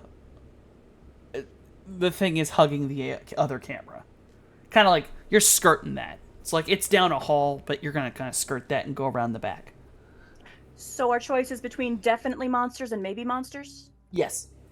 I think our option is maybe monsters. Okay. Maybe monsters. Yeah. Is this a sneak, or is this a we're bolting for our damn lives? Sneak. This is maybe monsters. Yeah. It's fucking bolt for it when we know they're monsters. Uh-huh. But right now with shh. If we can have them not see us, that's better. And if they see us, that's where we run. All right. So you all quickly make your way at least to where it's unknown territory, as it were. You can see that down the hallway that Tony had run through, back towards where the lobby was, the being that had come through the window appears to be kind of in like a holding pattern in a way. It walks back and forth, and it kind of is moving, and every now and again it'll kind of lean over and let the long worm-like tongue come out of its mouth, and it'll like wiggle around and sniff, then slide back in, and the creature will move a little bit more, and then it'll do it again. Jesus Christ! And I saw that escape. You put that thing back where it came from, so help me. But yeah, no, it's doing the tongue thing, and you're able to move past that, and now you are in sneaky. God damn it! Now you're in sneak zone.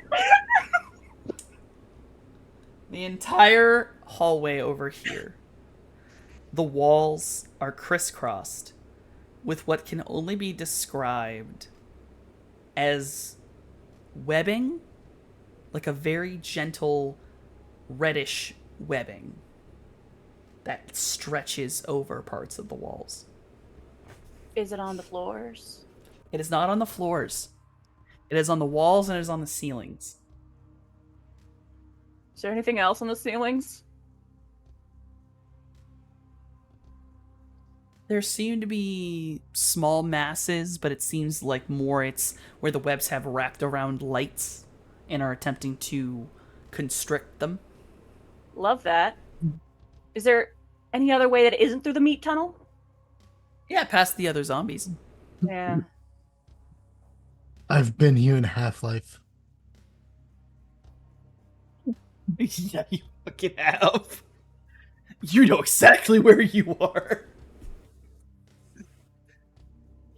But no, it's the meat tunnel.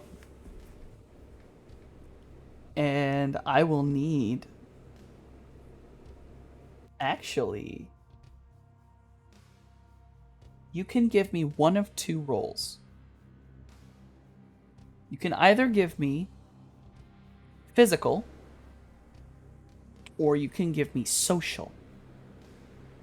I'm completely content with physical, personally. Of course. Social. Yes, the social is tied to a certain stat that I'm not going to tell you about. Okay.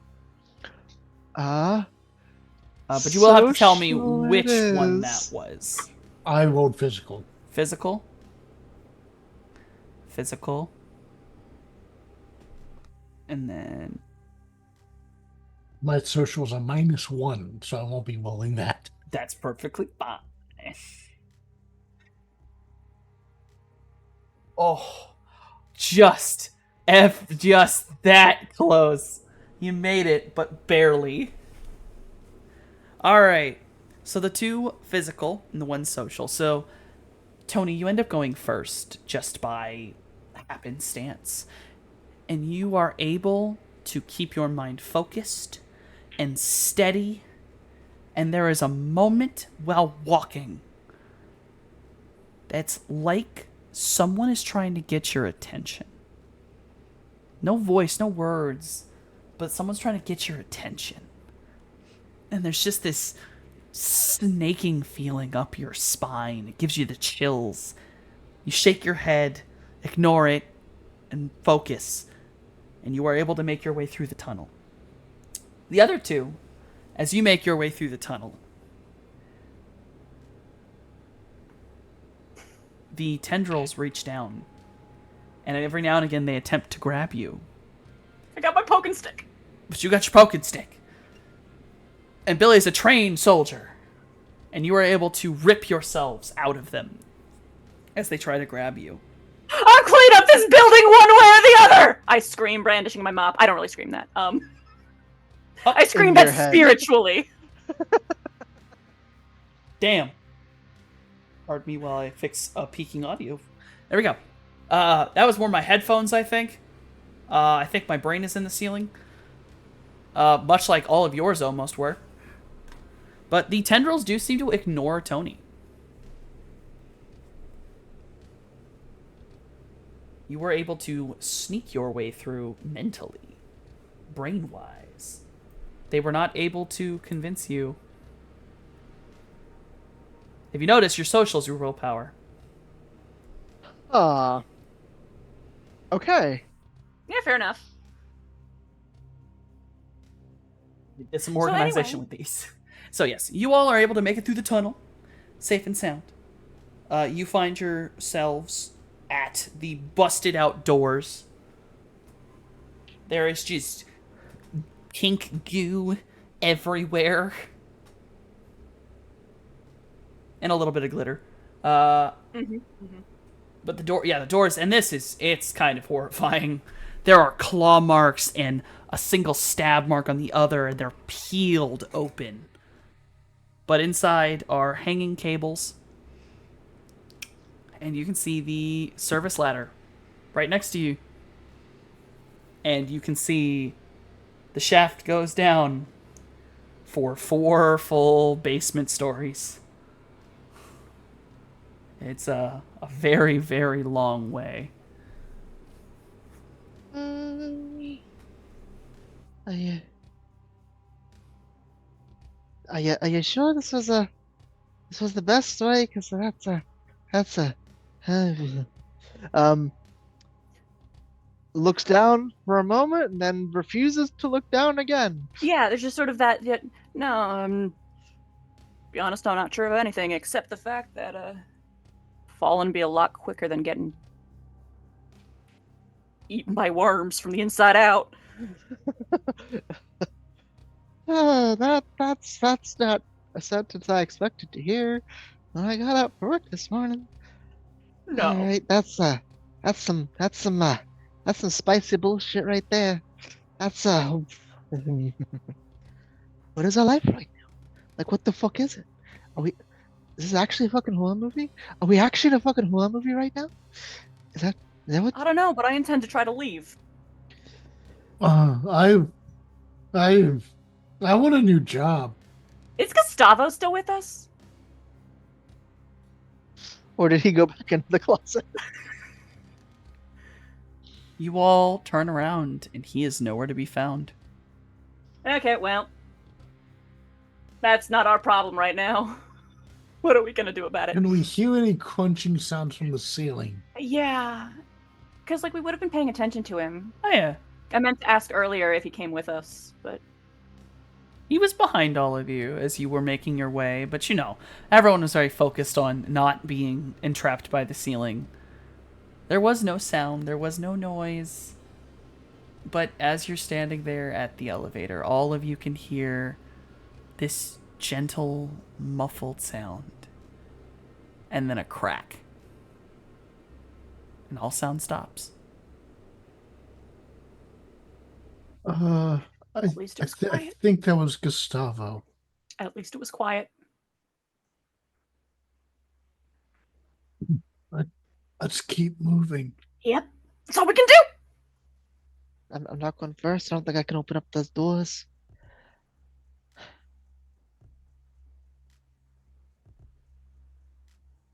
Whoever wants to go first, you get to roll the first physical. I Because guess. it's climbing a fucking ladder, dog. Yeah. Yeah, we're we're just checking, doing everything we can to make it as safe as possible. And yeah, I'm gonna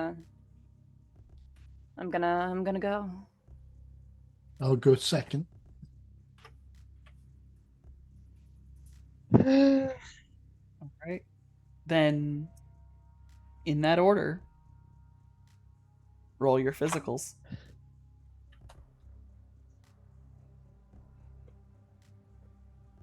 Damn.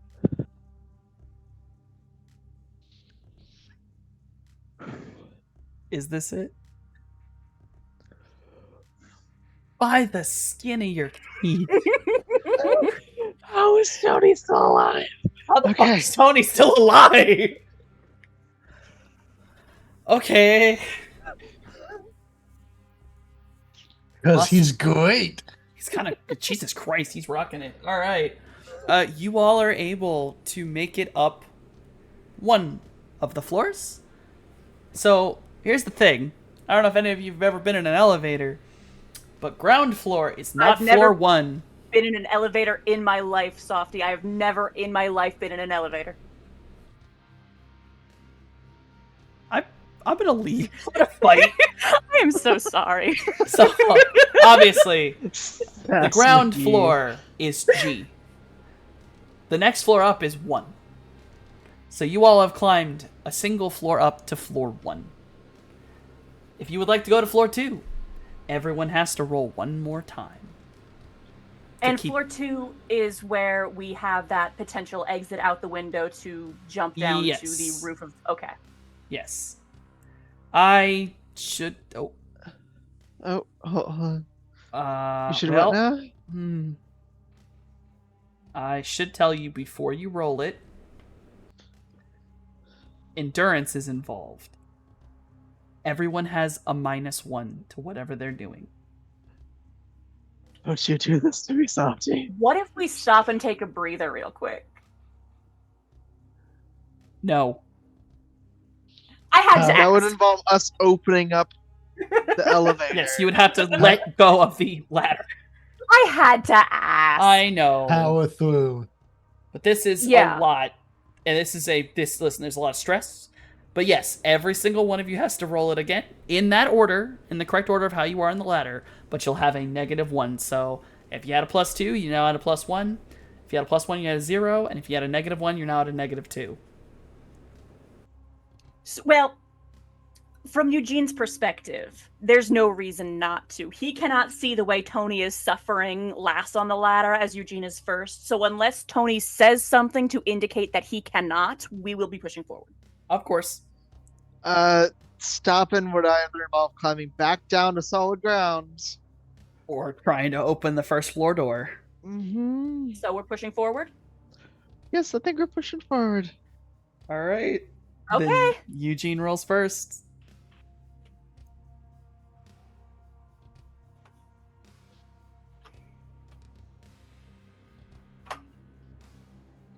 Oh. Oh. Oh. More double sixes. Oh, and there's no crits. Holy shit! Woo!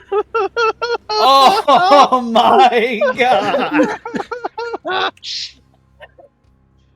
Tony lives! You all are able to get up to the second floor. Now, Eugene, Hi. you are at the top of the ladder.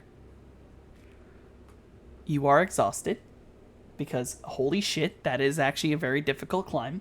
This is a very slippery ladder. This is dangerous as shit. I got my gloves. Got your gloves on. It is now time to open the second floor door. Now, this is actually a proper elevator shaft. There is a release lever. It doesn't make it, like, easy to open the doors, but they're not held together hydraulically anymore if you release it. So, you're at the top. I'll let you pull the release lever, and that will allow you to make another physical roll. Still at the -1. And you may try to open the door.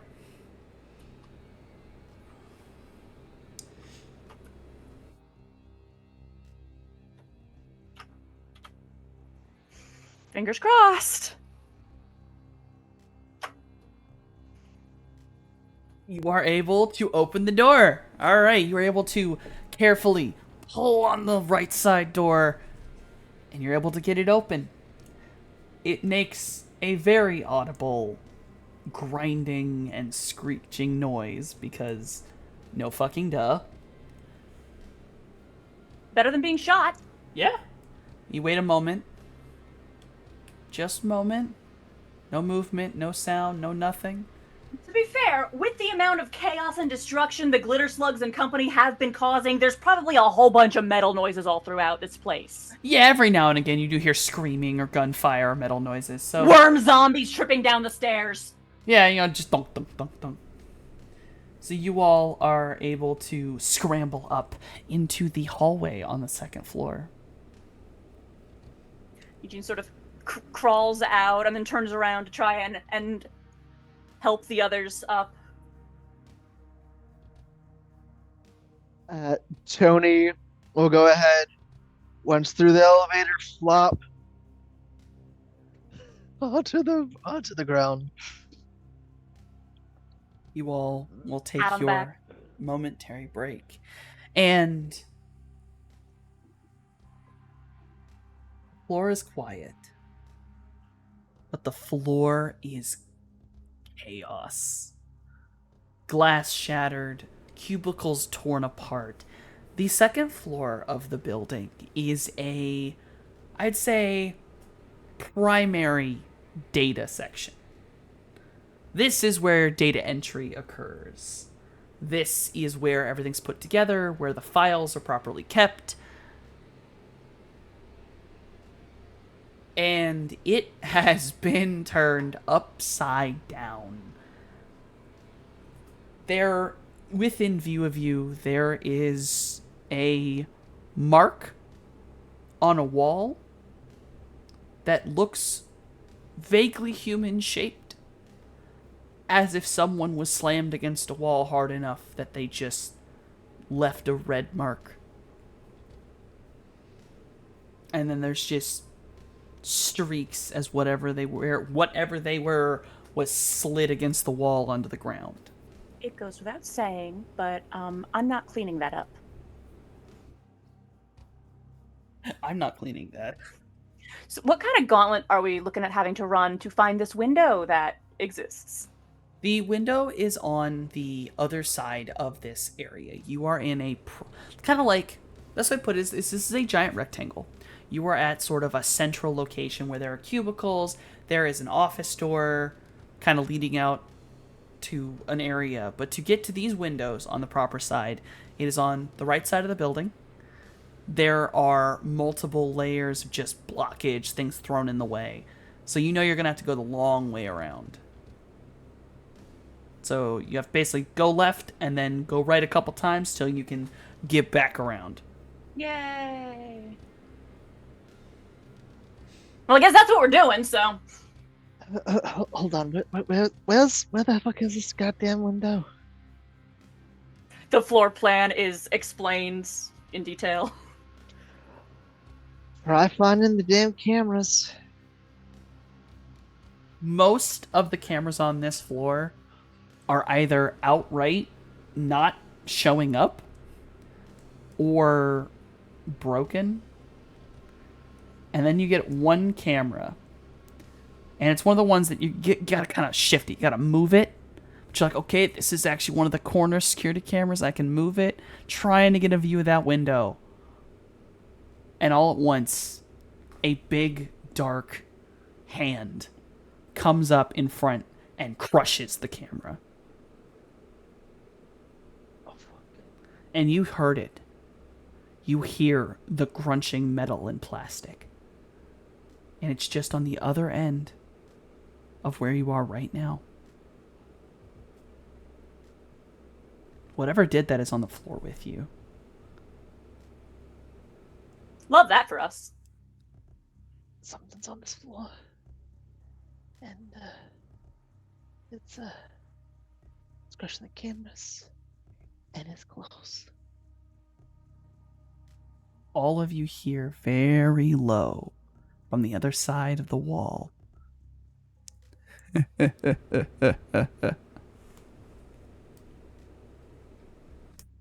Just deep laughter. And then nothing.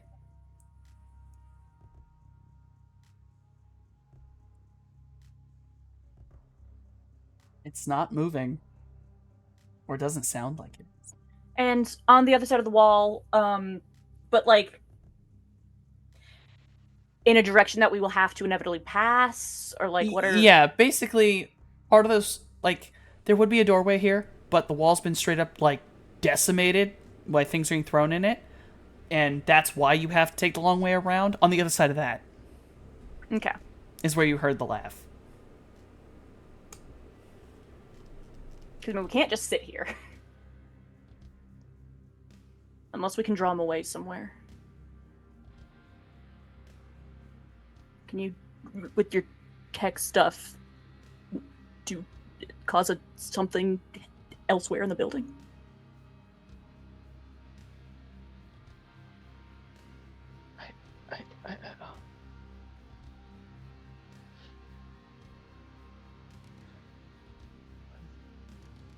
One more time.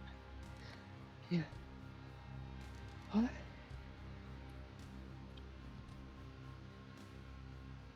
Like me as a player actually didn't quite catch it. Asking, can you, with your tech stuff, cause something to happen elsewhere in the building? Softy. Mm-hmm. Are there any like alarms I can trigger or something? Oh yeah, you could trigger a floor alarm, like a fire alarm. Also, you could probably just trigger a single floor.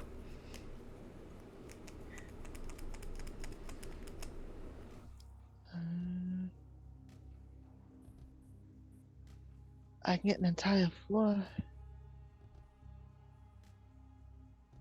Uh, If they've cut the alarms, is there any other option we have to make noise, draw them elsewhere? Because don't know if I trust the alarms right now. Not after everything else.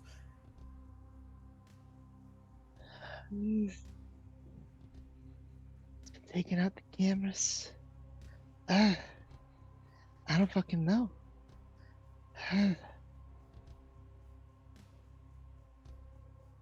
Yes.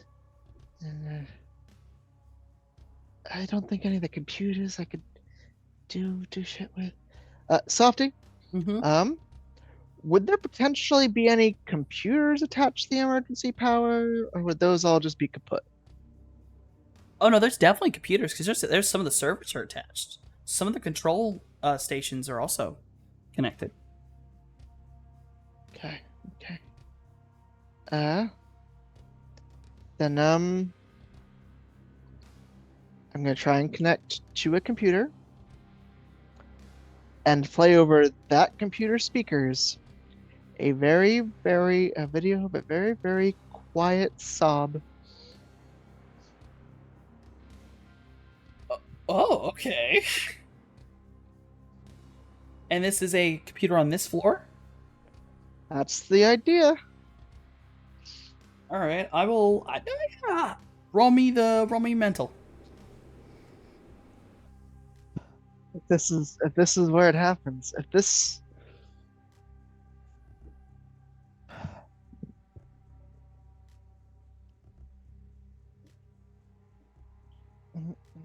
before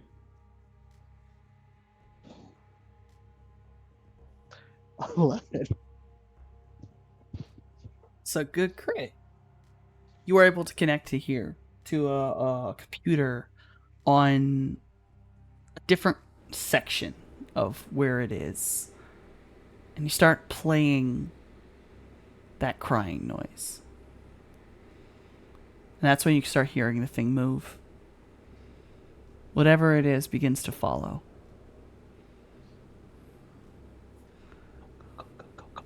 Uh, And after a certain, yeah. all right. And as you all quickly move down the hallway and turn a corner, we're going to take a break real quick. How are you all still alive? Give me a second.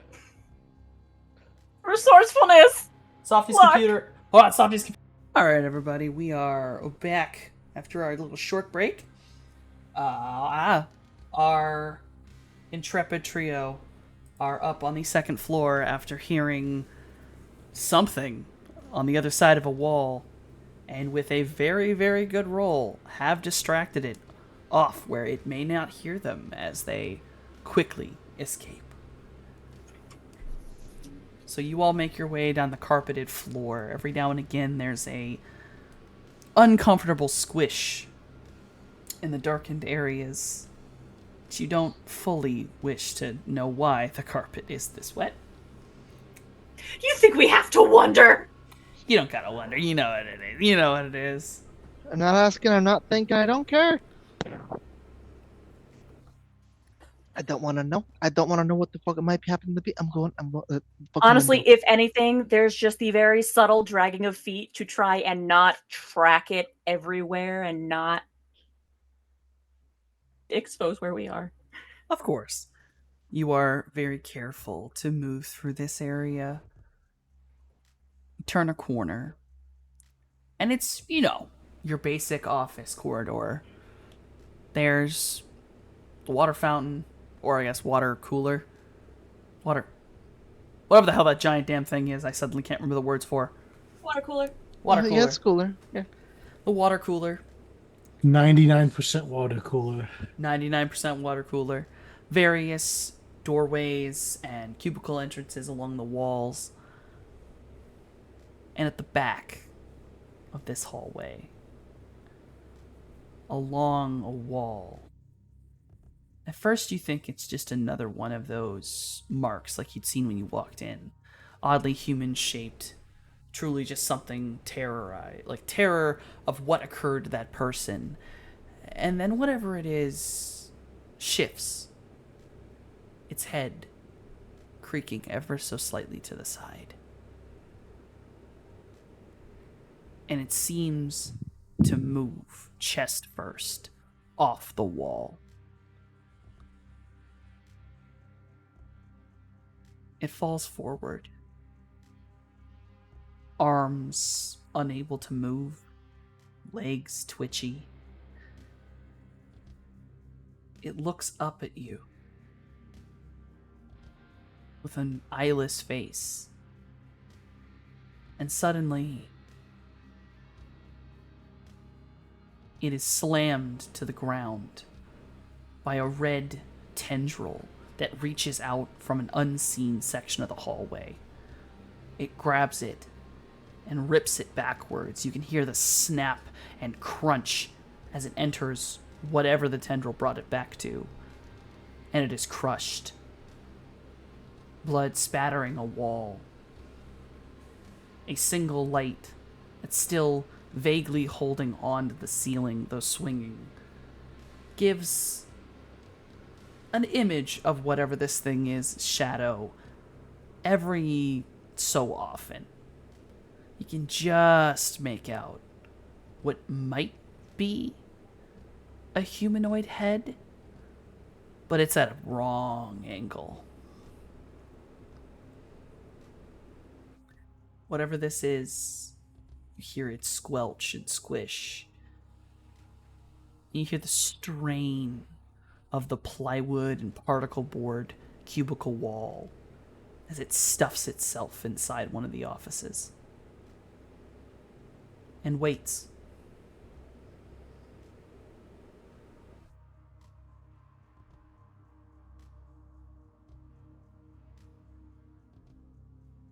Okay. It is in your way. Is the door open? Is the door shut? Is it just like staring at us, face pressed against that narrow little window? Like what? Well, it's a cubicle, so there's no door. Okay. It just slid into the darkness of this cubicle, and you can kind of hear that fake wood particle board stuff just stretch. Okay. And the way it moved, how did it sound like it does? Did it sound like it had feet? No. It was sort of that Glitter slug, squelchy gotcha. thud. Yeah, very similar to what you heard downstairs. Did it look like it hunted by sight, sound, something else? It seemed like when it slammed down on the creature, it was after the creature began to move. But you're not sure if that was like the sound of it hitting the ground or the movement. But clearly, whatever the hell the thing was on the wall, nothing was occurring until it peeled off the wall. So we got these pockets full of jawbreakers, right? I also have a beer bottle and a gun. You have a beer bottle and a gun. Well, The gun's beer. a bit. There is beer in the beer bottle. I have not opened it yet. The gun's a bit extreme. I don't know if we need to draw literally everything on the floor, exactly where we are. I probably have a flashlight and handcuffs too.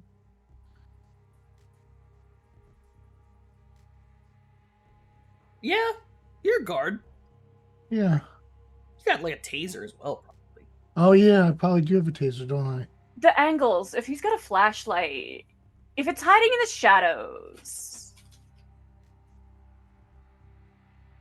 I mean, yeah. Do you want to try to flash that flashlight down in there and look in the shadows? I mean, I don't know, but like, are we even at an angle where that is something that we can consider doing, or is it a nuh-uh, you can't? No, yeah. If you got closer, yeah. Okay. Or does Tony, does Techie Tony have any funny eyes, funny camera lenses on his little toys? The security cameras do have IR, so they got night vision.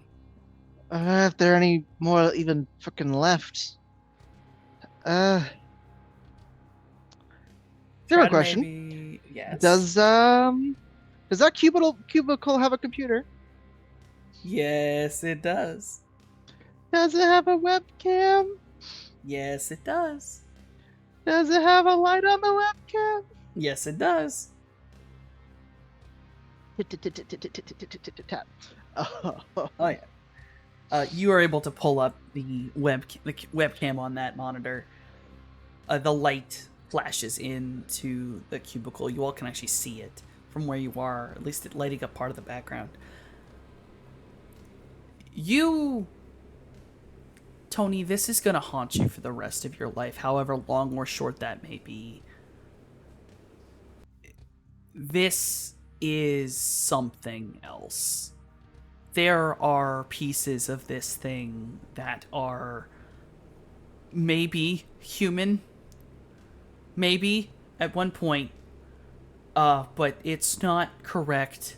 It is not bent correctly. The humanoid shape you had seen does appear to have been someone's skeleton, but it is backwards, bent, and limp, lying more like some kind of horrific lure than anything that's capable of sight or sound. There are layers of red and gore that slide over itself as it's almost like cleaning itself like a fly would.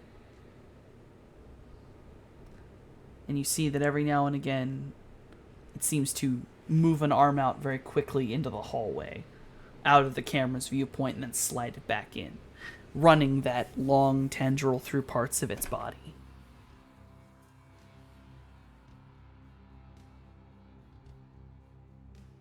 But it is nothing but a mass of flesh.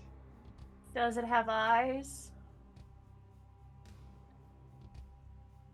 Not any eyes that are registerable. The skeleton on top does not have any eyes in its eye sockets. Okay, well that's something.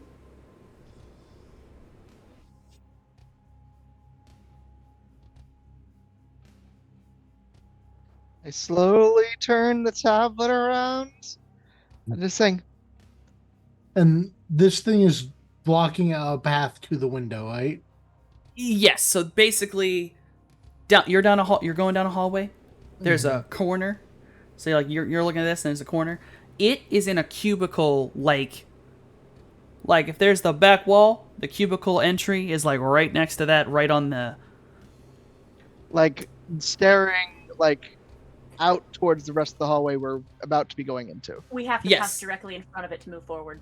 Yes. And it'll have a long line of sight after we round that bend. Are there any other computers that Tony could ping to move it to a different cubicle?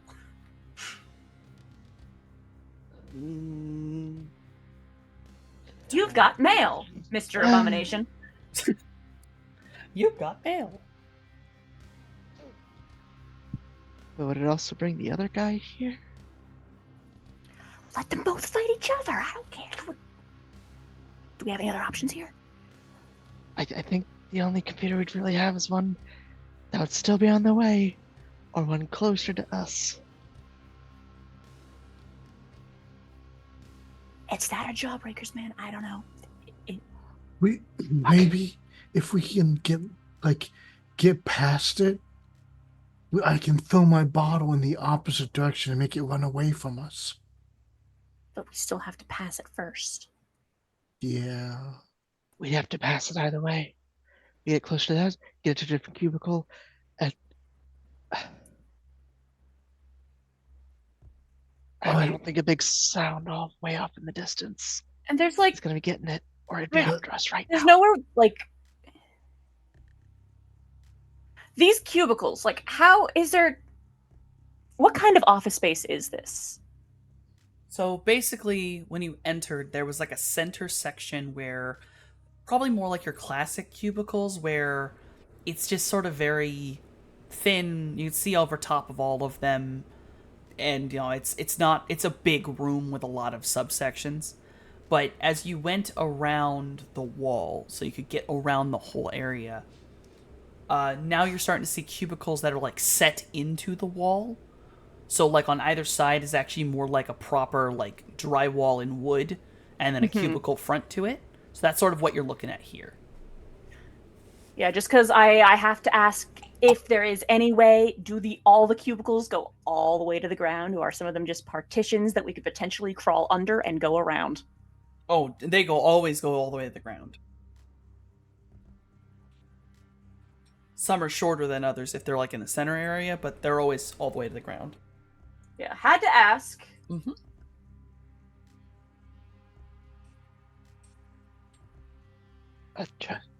Try throwing a gobstopper, see if it does anything with it.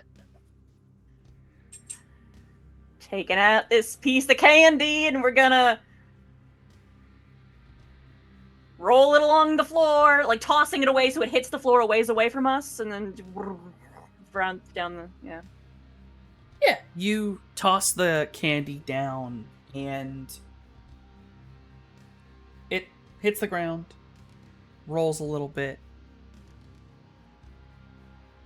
There's a pause, and then a little tendril comes out, kind of like feels around the ground, and then just slides back in. No violent reaction. Does it seem interested in the candy? No, it felt thought around and it so. didn't seem to find anything it wanted. I think it detects like vibrations or motion or something.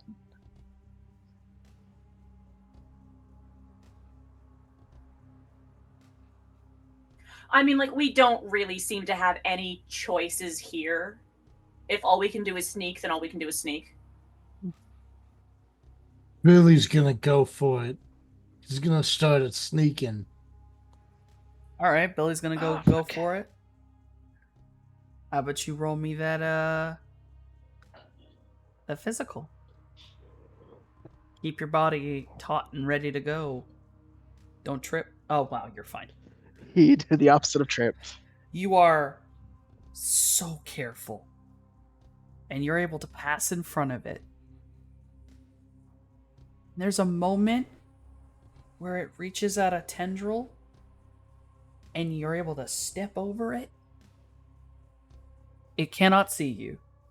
It seems to be able to register vibration, but a building this tall, it kind of constantly has moments where it moves or shifts. So it seems to use that tendril to register, oh, is there actually something here I want? And if you step over it, it misses you and just slides right back in, as if you were never there.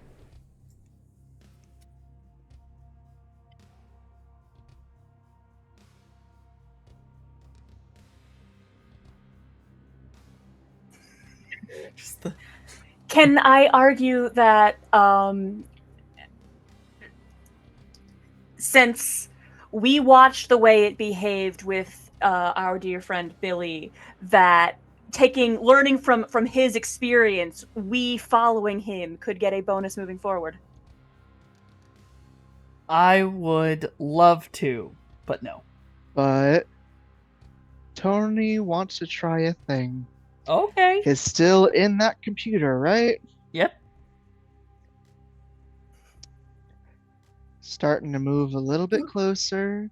Once you start kind of getting like a couple cubicles away, turn the fans on the computer all the way up.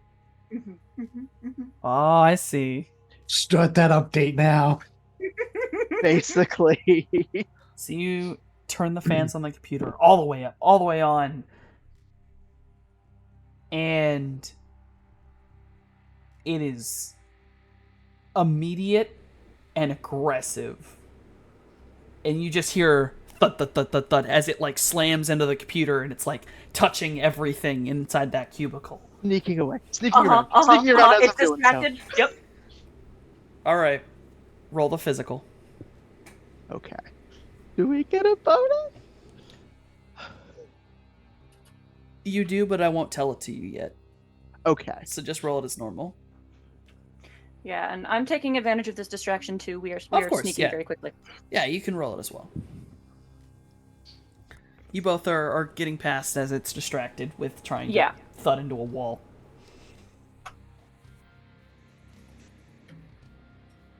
Oh, oh, oh! You are really liking rolling 6.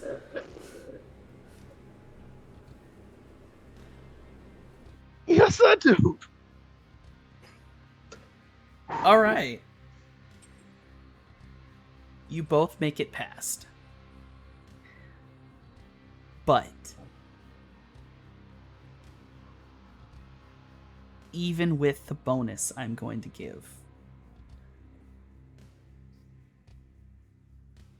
there is a moment where a tendril, ever so slightly, grazes your leg, Tony.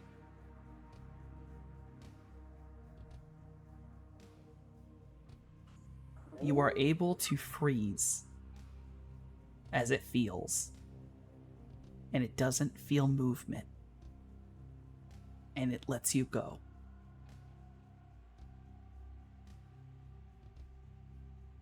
As it focuses more on the fans, which are currently making way stronger vibrations.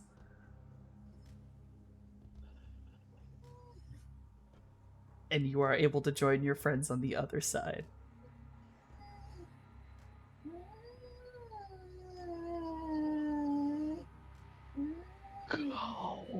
You heard that noise from inside the cubicle.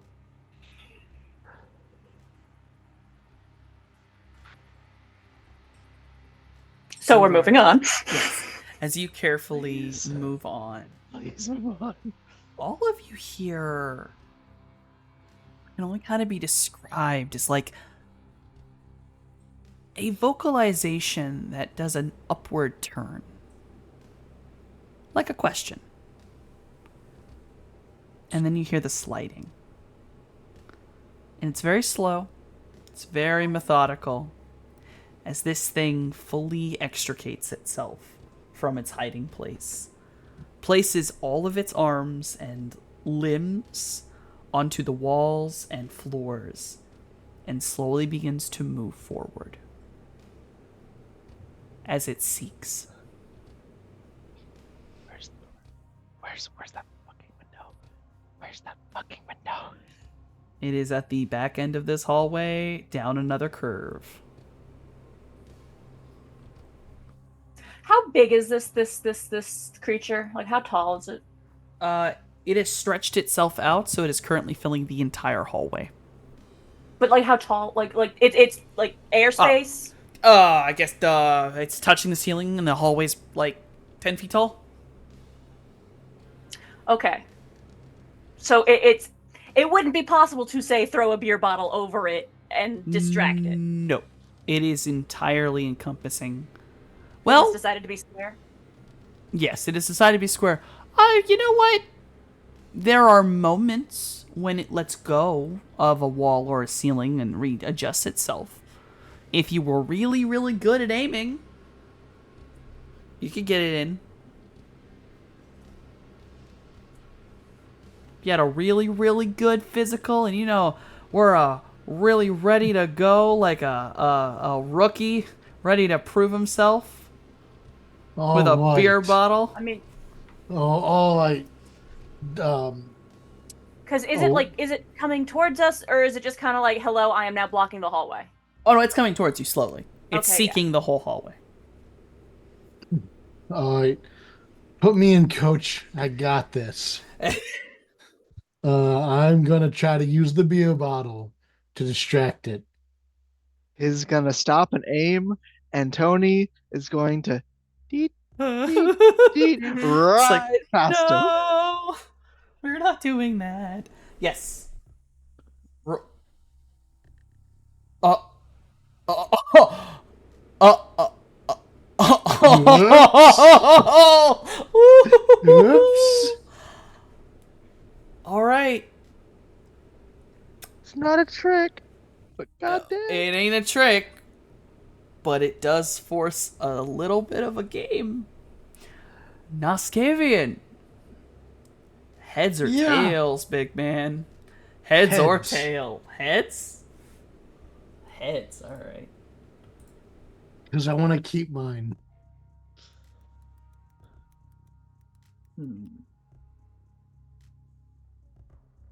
see. Hey, you throw the beer bottle, and you're ever so ready. You're fairly certain you'll make it, and you're almost there. At the last minute, as it leans forward, it slips forward.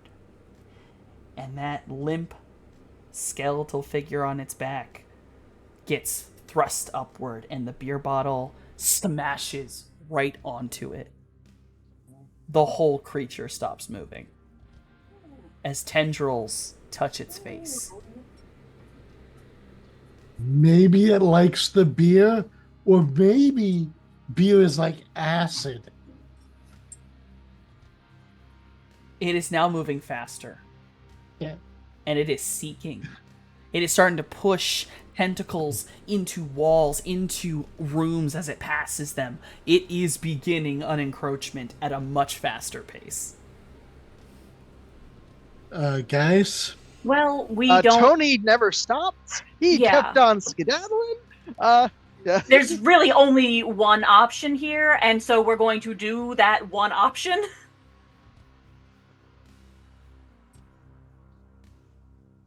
So you all are going to start running? No, I'm walking directly into its mouth. Yes, no, we're yeah. Have to ask. There's that stop. There's that stop. And then the shuffle, like, booking it, fucking going, round the corner. Oh God. Tony is panicking. Heads or tails? Coin of fate.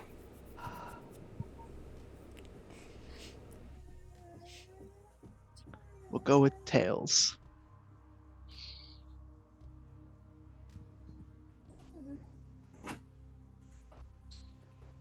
Lucky son of a bitch. You start running straight. And as you get there, you're about to turn the hallway, and you turn your head, and you see light. You see the lights of the city, and realize you found the window. And you're able to find the window immediately. It is not a window you can normally open. It is sealed. But it's just a glass window. You can shatter it right now. Am I able to look down before the thing's right on my heels? Yeah, triple check this is the correct window. Yeah, looking down you can see the top of the parking garage, and yeah, it looks like maybe it's only an 8-foot drop.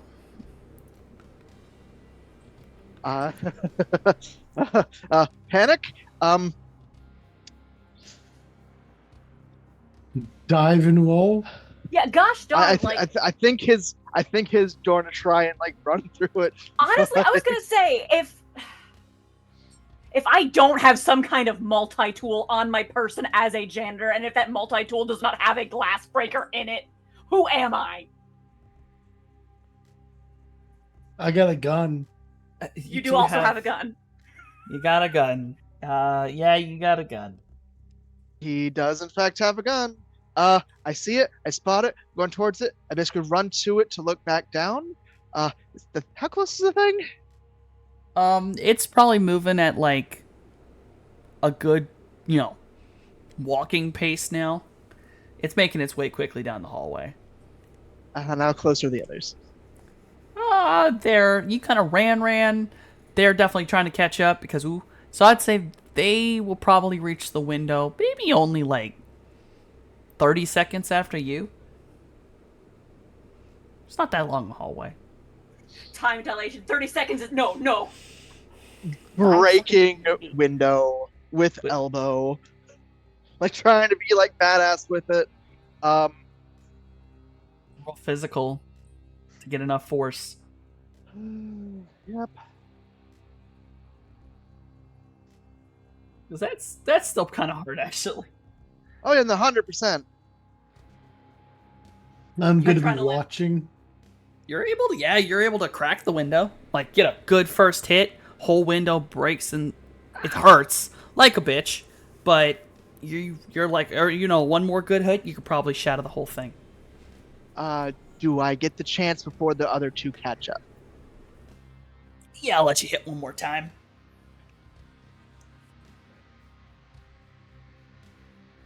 Let's see how this goes, or whether this cuts me to hell. I think it cuts me to hell. Oh god, just Your whole arm radiates pain. As your arm does go through the glass, but the glass didn't shatter outward, and instead stuck down. Can I take out my mag light and the back of the mag light? Just kind of like try to hit at the corners of the window. I think I'm partway in the glass. Yeah, he kind of gets a little stuck, and he get a little stuck. He bleeding a little bit. He's stuck in the glass. Yeah, But you can use the mag light to try to break around him. Yeah, unfortunately, in this moment, better to have your arm completely lacerated than be absorbed into a flesh wall monster. Don't worry, I've got some bandages. Just break the fucking thing. Just break the fucking thing. Like full on, especially if it's already cracked. I'm trying to break it with my mag light. Yeah. We're breaking. We will dive through this thing. It is cracked. It needs must. And if the mag light doesn't work, I'm shooting it. And hopefully, you're not collateral. Roll that physical for me as you smash with the mag light. This will not actually be that hard. Yeah, for the if I can assist. Oh! A treat. A We treat. have a treat. Oh, we have a treat. Holy shit. Alright, now Skaven, you've got the treat for the evening. So, you come up to this with a mag light and are very quick to assist. And you're able to push all of the glass out of the way, get it down, and pull your friend Toady back. And he doesn't have the glass stuck in him. You actually made sure that he is fully lucky on that fact. You're able to crack the glass. And yeah. You will make sure that everyone gets in the room. And you are all able to get to the window, and I will allow you to start getting out. As though the monster ends up getting much closer, something else comes in the way of it. As a very tall, dark entity enters into the doorway, but then is immediately grabbed and suddenly in a fight with the... I almost just called it a Shoggoth. It's basically a Shoggoth. It's a Shoggoth. Like blood worm Shoggoth or something? I don't know. Yeah, Bloodworm Shoggoth. But no, yes, you got the treat. You are actually able to stop both villains with each other by sheer luck and timing, and you will be able to help everyone get out of the window. Yeah, wasting no time. 8 feet. It's a drop. It's not that big a drop.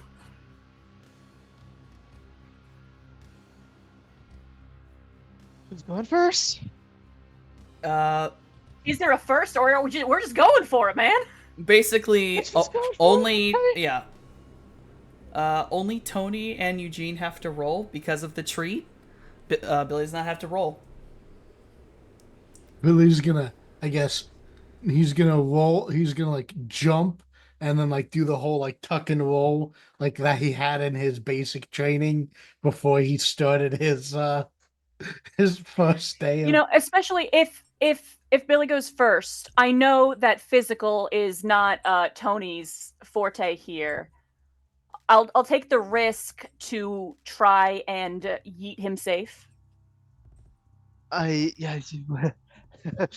So once he sees big things fighting and you not going through, he's going on in there. His going out. If you help push him out, you help do whatever the fuck you're doing. What the fuck ever he's going. Tony's just going. You're gonna get caught by the rookie. Oh.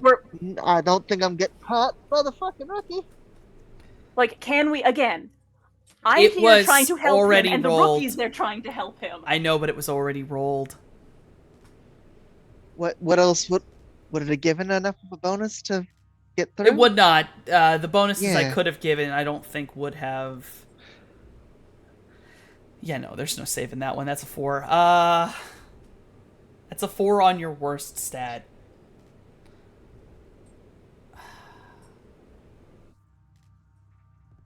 Hmm. Okay. Eugene said you wanted to take the risk to help him. Mm-hmm.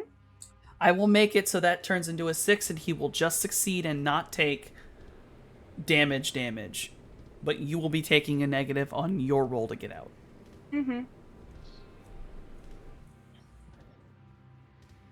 So, Tony, you will not take any damage from this. You will not be harmed.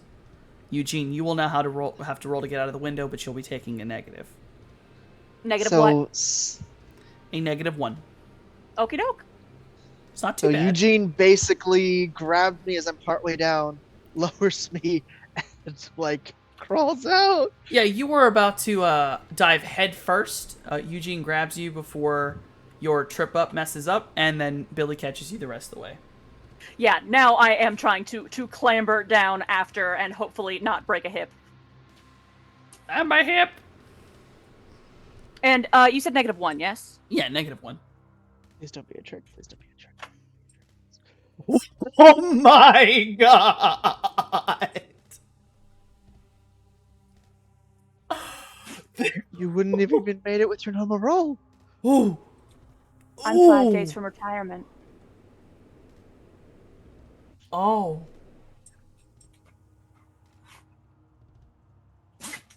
Heads or tails, Eugene? Tails, because my dog is looking at me and he keeps whapping me with his tail. Tail. Sir, I know. I hope Gene doesn't get an early retirement.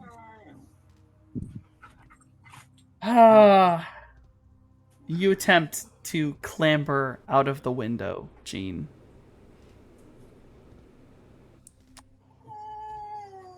And we'll take this view more from the 2 at the bottom.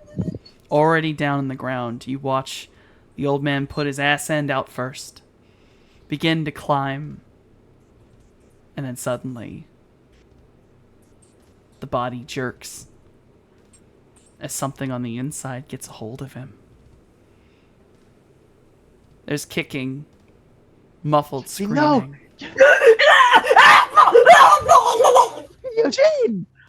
As Eugene is rattled around, decimated by the Shoggoth creature. And then, at a moment of final silence and limpness, the back half of Eugene makes it out of the building. As it falls, scattering against the concrete, and slaps wetly, dead, onto the roof of the car garage. It was only 5 days from retirement.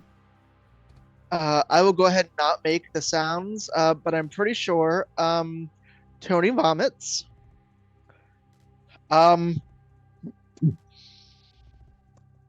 Yeah, this is You better live. Make my sacrifice worth it.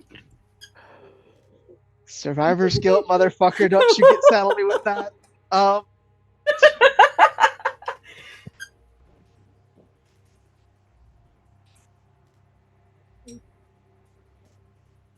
So, Vomit, but then it gets hobbles away.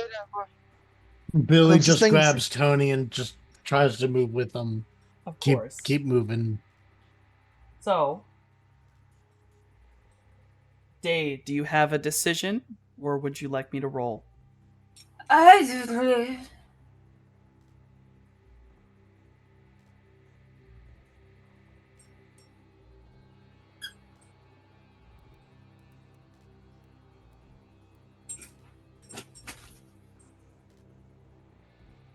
I'm dead. Like, I know. Oof. Ooh, that's a roll. That's a roll, isn't it?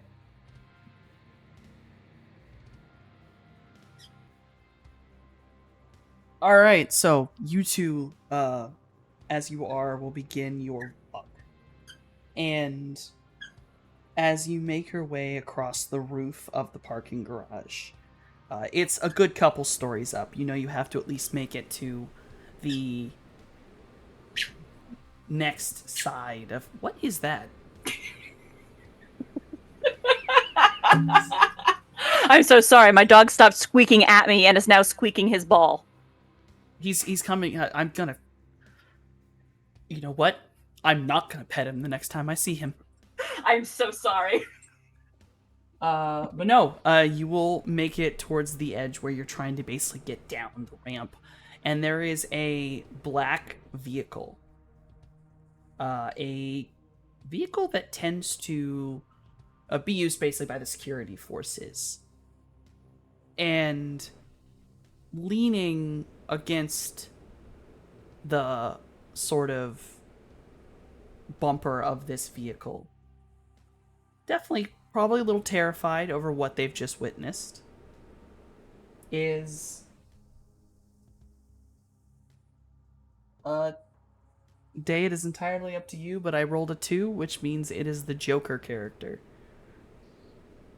And not that Okay. Joker. Okay. I know you had a voice if you wanted to use Yeah, that no. one.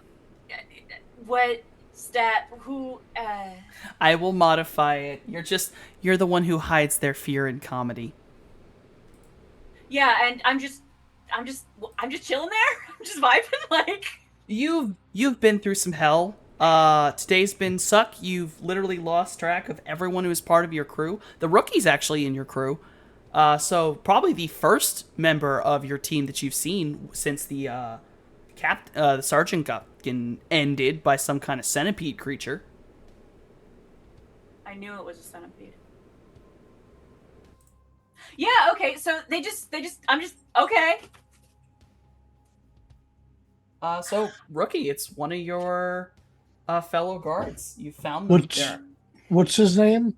Her name is Jenny. Yep. Jenny. Oh, Jenny. Jenny, I'm so my gosh, glad to you're- see you. You're not a blood zombie. No. Jenny, you've got a gun, right? I've got a gun, right? Yeah, you got a gun. Yeah, I got a gun. Good. We're gonna need that to protect ourselves. Will it help? Like, for real? I just wanna drop this in here. That song, Jenny's Got a Gun. Jenny's got a gun. Yeah. God damn it. Like, will it help for real? Because, like... I haven't fired mine yet. I'm kind of worried the noise will cause more harm than the bullets will help. yeah. but, it's Like, Mickey had a gun. yeah. And it didn't help him. Yeah. I cannot believe what a day it's been. It's been some real shit out there. Up in there? Jesus fucking Christ. Should we hop in the security cart and just like get the hell out of here? Yeah, can we just, like, leave? Jenny has been trying to get this damn car to start the entire time. For some fucking reason. The engine's just straight up fucking dead. I would love to just get out of here. I have been trying. Can you get it to work? I know computers. I don't fuck with cars. Like unless it's something like tech in there. Softy, I'm gonna Yeah, you can roll a mental roll. Try to hack the car to wake it up. or see if that'll even fucking help. It might. Come on, maybe you'll get a treat. Or a God. trick. Don't fucking tempt me. But not Almost. almost. Ooh, we got a nice one. So you are actually able to try to hack into this thing. and you realize that its battery has been completely wiped, but the computer can still respond. It seems like it's sort of basically its small electronics and its engine have two separate batteries. The starter's fucked, but the computer you can get into a little bit with a little bit of plugging in, and you can see that the car went down at the exact same time the power went out. Which doesn't make any Are sense. you fucking shitting me? Is this some kind of like EMP or some shit?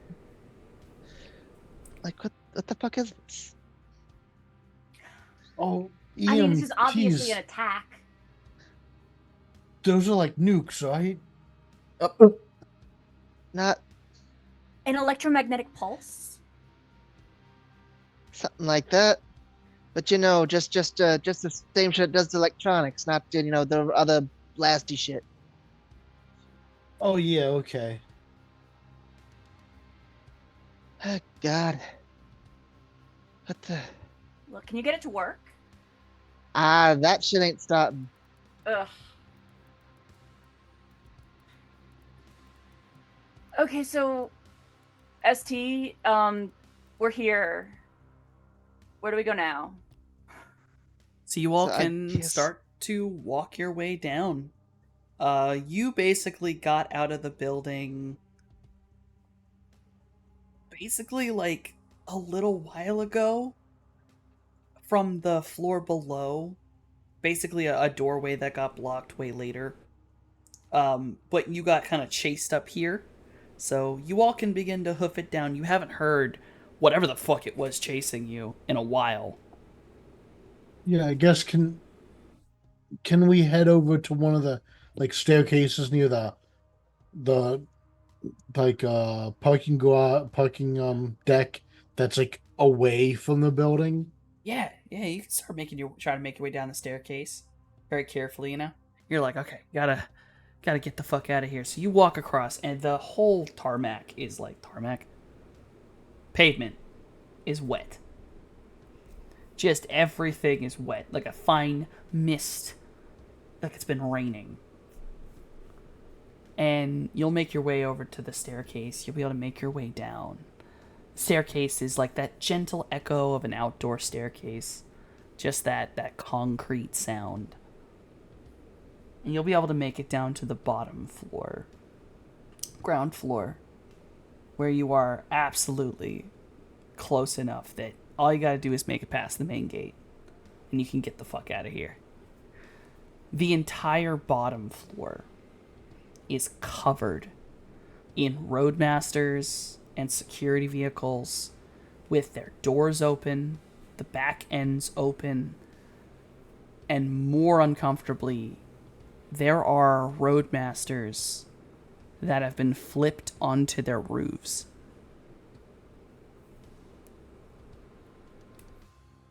Everything here is quiet, but there is carnage. Glad we missed it. Let's keep pushing. Yeah.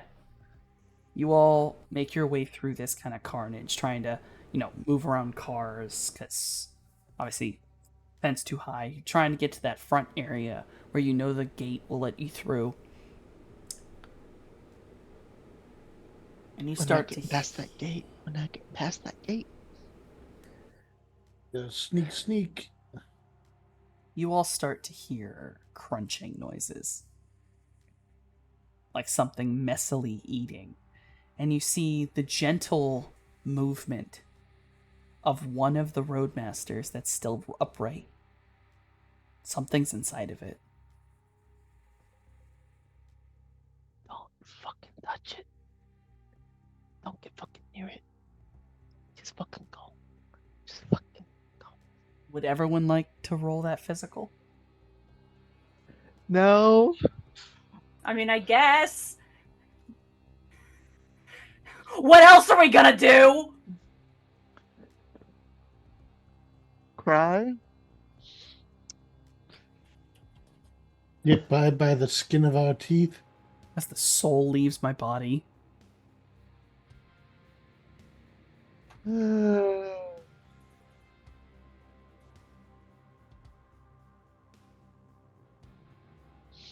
Almost got triple sevens. Oh, Lord, 21 or bust. Oh, my goodness. You all are able to make it past. You'll make it all the way to I forget what they're called. The gate thing that goes up and down on a parking garage. The gates. The arm? The Or like- arm. Yeah, the little arm. Okay. It's not a gate. You can actually just walk past it. But you'll be able to walk past that before you hear it. This is not the grumble, the heavy breathing. This is a roar and a scream mixed together. And you start hearing steps. And that's when something picks up a fucking car and throws it halfway across the parking lot. Okay, thanks. Bye. Yes, I would like all of you to start running. Help me. You will need to begin to run to the gatehouse to try to get it open. Everyone would please roll one more physical to get to the gatehouse. And try not to trip.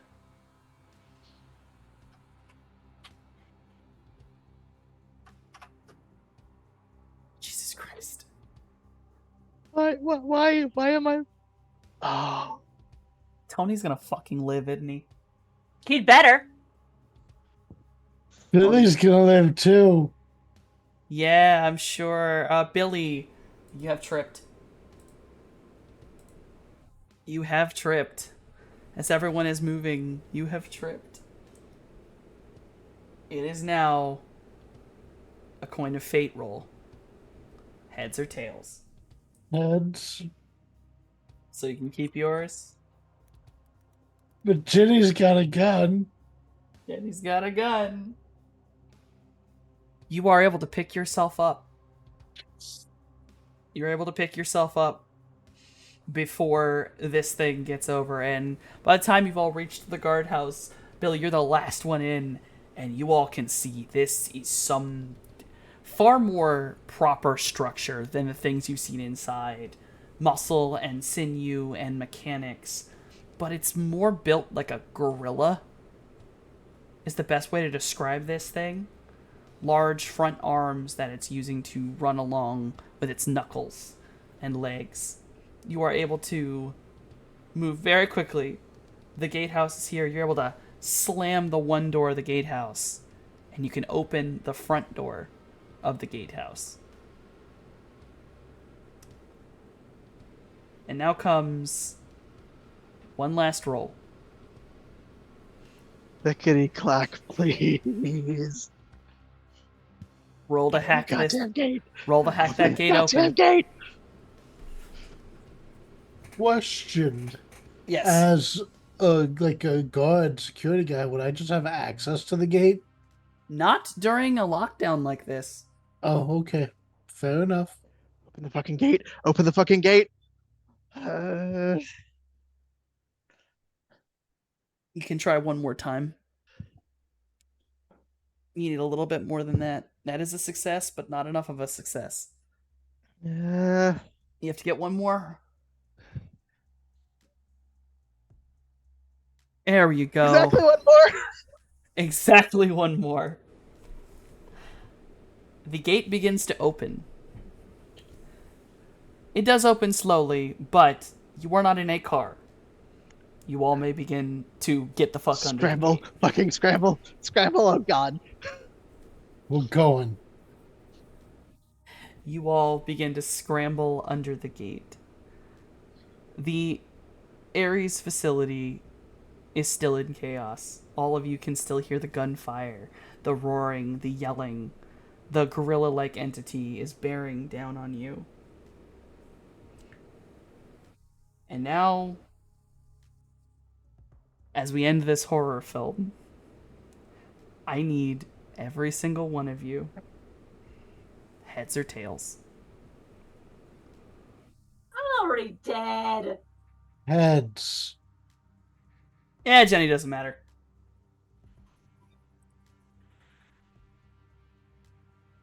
Rodon? Tails.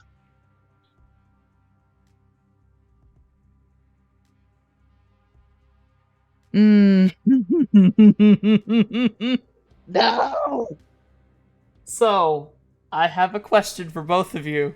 Mm-hmm. Which one of you dies? Did we both lose the coin flip? Oh god. Did it land in the middle? Both of you messed up. Both of you Here. lost the coin flip. Because I flipped it twice. My Oh, coin I flip freaked decision. us. the same coin. I volunteer for No. because Jenny doesn't matter. That's entirely superfluous. Do you Eugene died. do you volunteer for tribute? Ginny's got a gun. Do you volunteer to be that like NPC they met once and then dies immediately after? Yeah, I mean, I guess I'm already dead. Like, That's absolutely fair. After the horror of this evening, the rookie will be the only surviving guard, as Jenny stays behind with her gun and sacrifices herself so both of you can get out. pew pew pew pew pew. Yeah, no, secret deep backstory. Jenny was Eugene's niece, and after that heroic sacrifice, like, The family line is gone. gotta honor his legacy. Gotta get my vengeance. Oh yeah. Blaze of glory. Jenny is able to hit the button as well so that the gate recloses so that the creature cannot come out and get you all. Also, the real secret is this is a Resi game. Jenny's part of the B playthrough, not the A playthrough.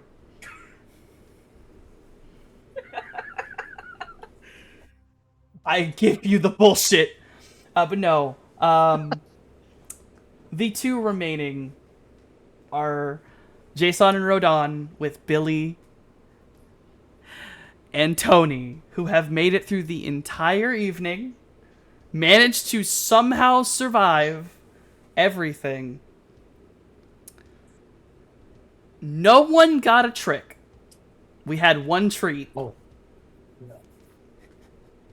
I'll put that in this evening, Tony will go on, continue to live, and will continue to work for Ares. And eventually we'll move to Seattle. Billy, you are the last remaining member of your group, but you are taken in and considered brave after saving an employee of Ares, and you will become a member of Knight Errant. Eventually. That has been the Halloween special. I'm kind of surprised any of the players fully survived. I feel really bad that, of course, only one of them died. I mean, hey, I took the risk. I knew what I was doing. I was 5 days from retirement. There's no other way it could have ended. Went out in a blaze of glory. Oh god. I want to put that our game is coming to an end tonight. I know it's a couple days early, but this was our Halloween special. This was a small break away from, the chaos that Run the Flood has become. This is back in LA. This is the shit that went down. Technically, this is all canon. Surprise. All of these people truly exist. Live on, remember me. Live on and remember Jenny. No, And no, this- Eugene. Jenny didn't. Oh, yeah, sorry. Wait, both of us. Remember the Erickson family.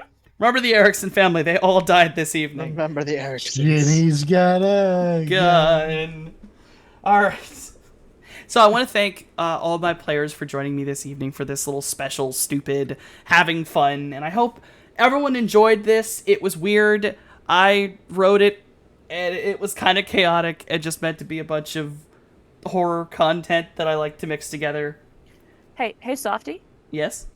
You're apologizing for yourself again. Alright, I wrote this. I'm pretty proud of it, and I hope everyone enjoyed themselves. There you go. I'm not Much going to better, there we apologize. Yes. Um, Definitely did. I have been your Cosmic GM, Soft Nomicon, and I'm going to But To my I do players. I want to do the what if. The what if. The what if Jenny wasn't there and then it was just Eugene? The flip the coin. Yeah, no, high key. Both lived. That's the canon. But one of us picked heads. One of us picked tails. Hey, sir. My dog says Kind hi. of want to know. But if you say no, fine. Fine. I kind of want to know. I mean, I'll flip a coin right now. Yeah, flip a coin. Flip a coin. Heads or tails? Who wants to? You know what? The DM. I Heads. was Heads. tails. Okay, wait. Nascavian was heads. Actually, not heads or tails. Lion or 5? Heads. So the lion. I guess I'll be 5. 5. Okay. That means that Billy would have died. You Jesus killed Christ. Billy, I killed Billy. the new guy. Yeah, 'cause if not you, not you, Tony. Tony killed Billy. Tony did not kill Billy. Tony killed Billy. All right, this is absolute insanity. We're gonna go out, and I'm gonna call my players, and we're gonna go with the dead person first. Hi, I'm Daybreakathon. I'm very sleepy. That's all you're getting out of me today. I'm dead. Fair. I'm gonna put the links in. Daybreakathon normally plays Mojave on the proper Run the Flood.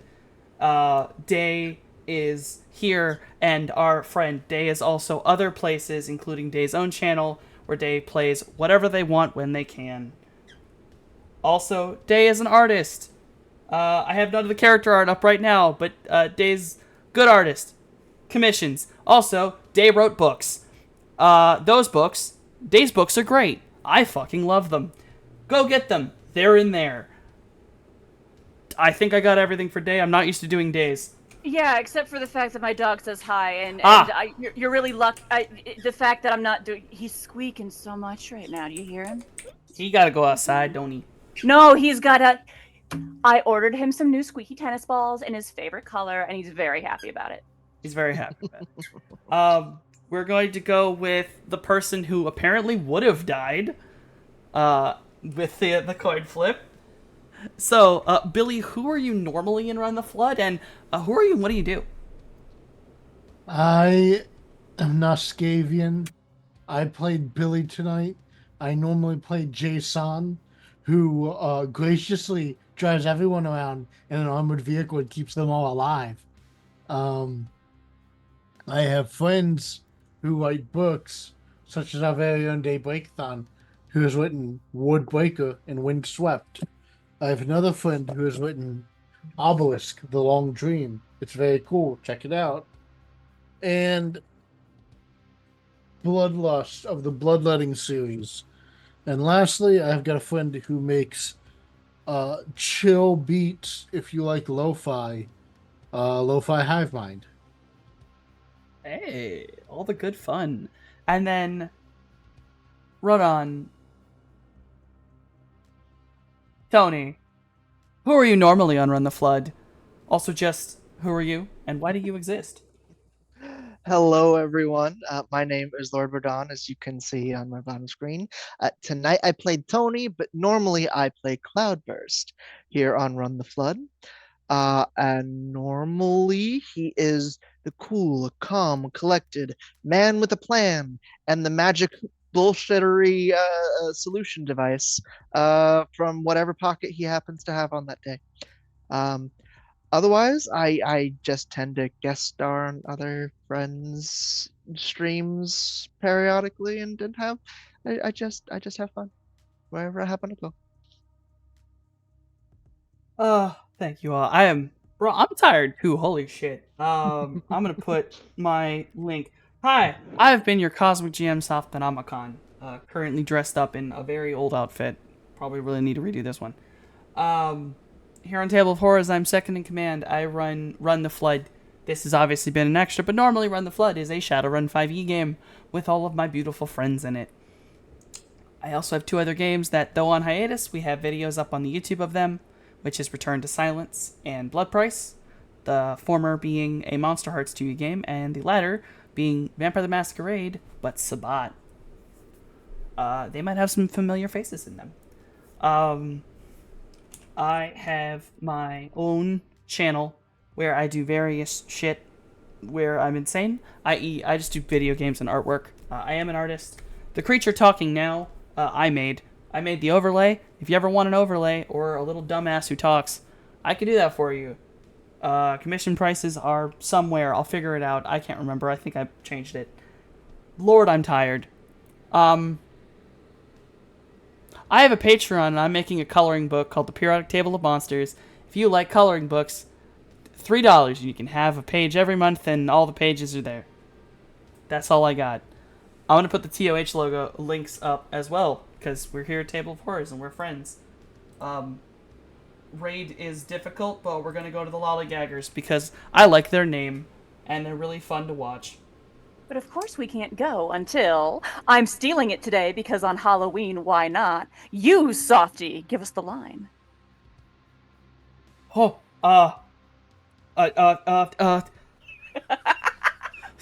this wasn't supposed to happen.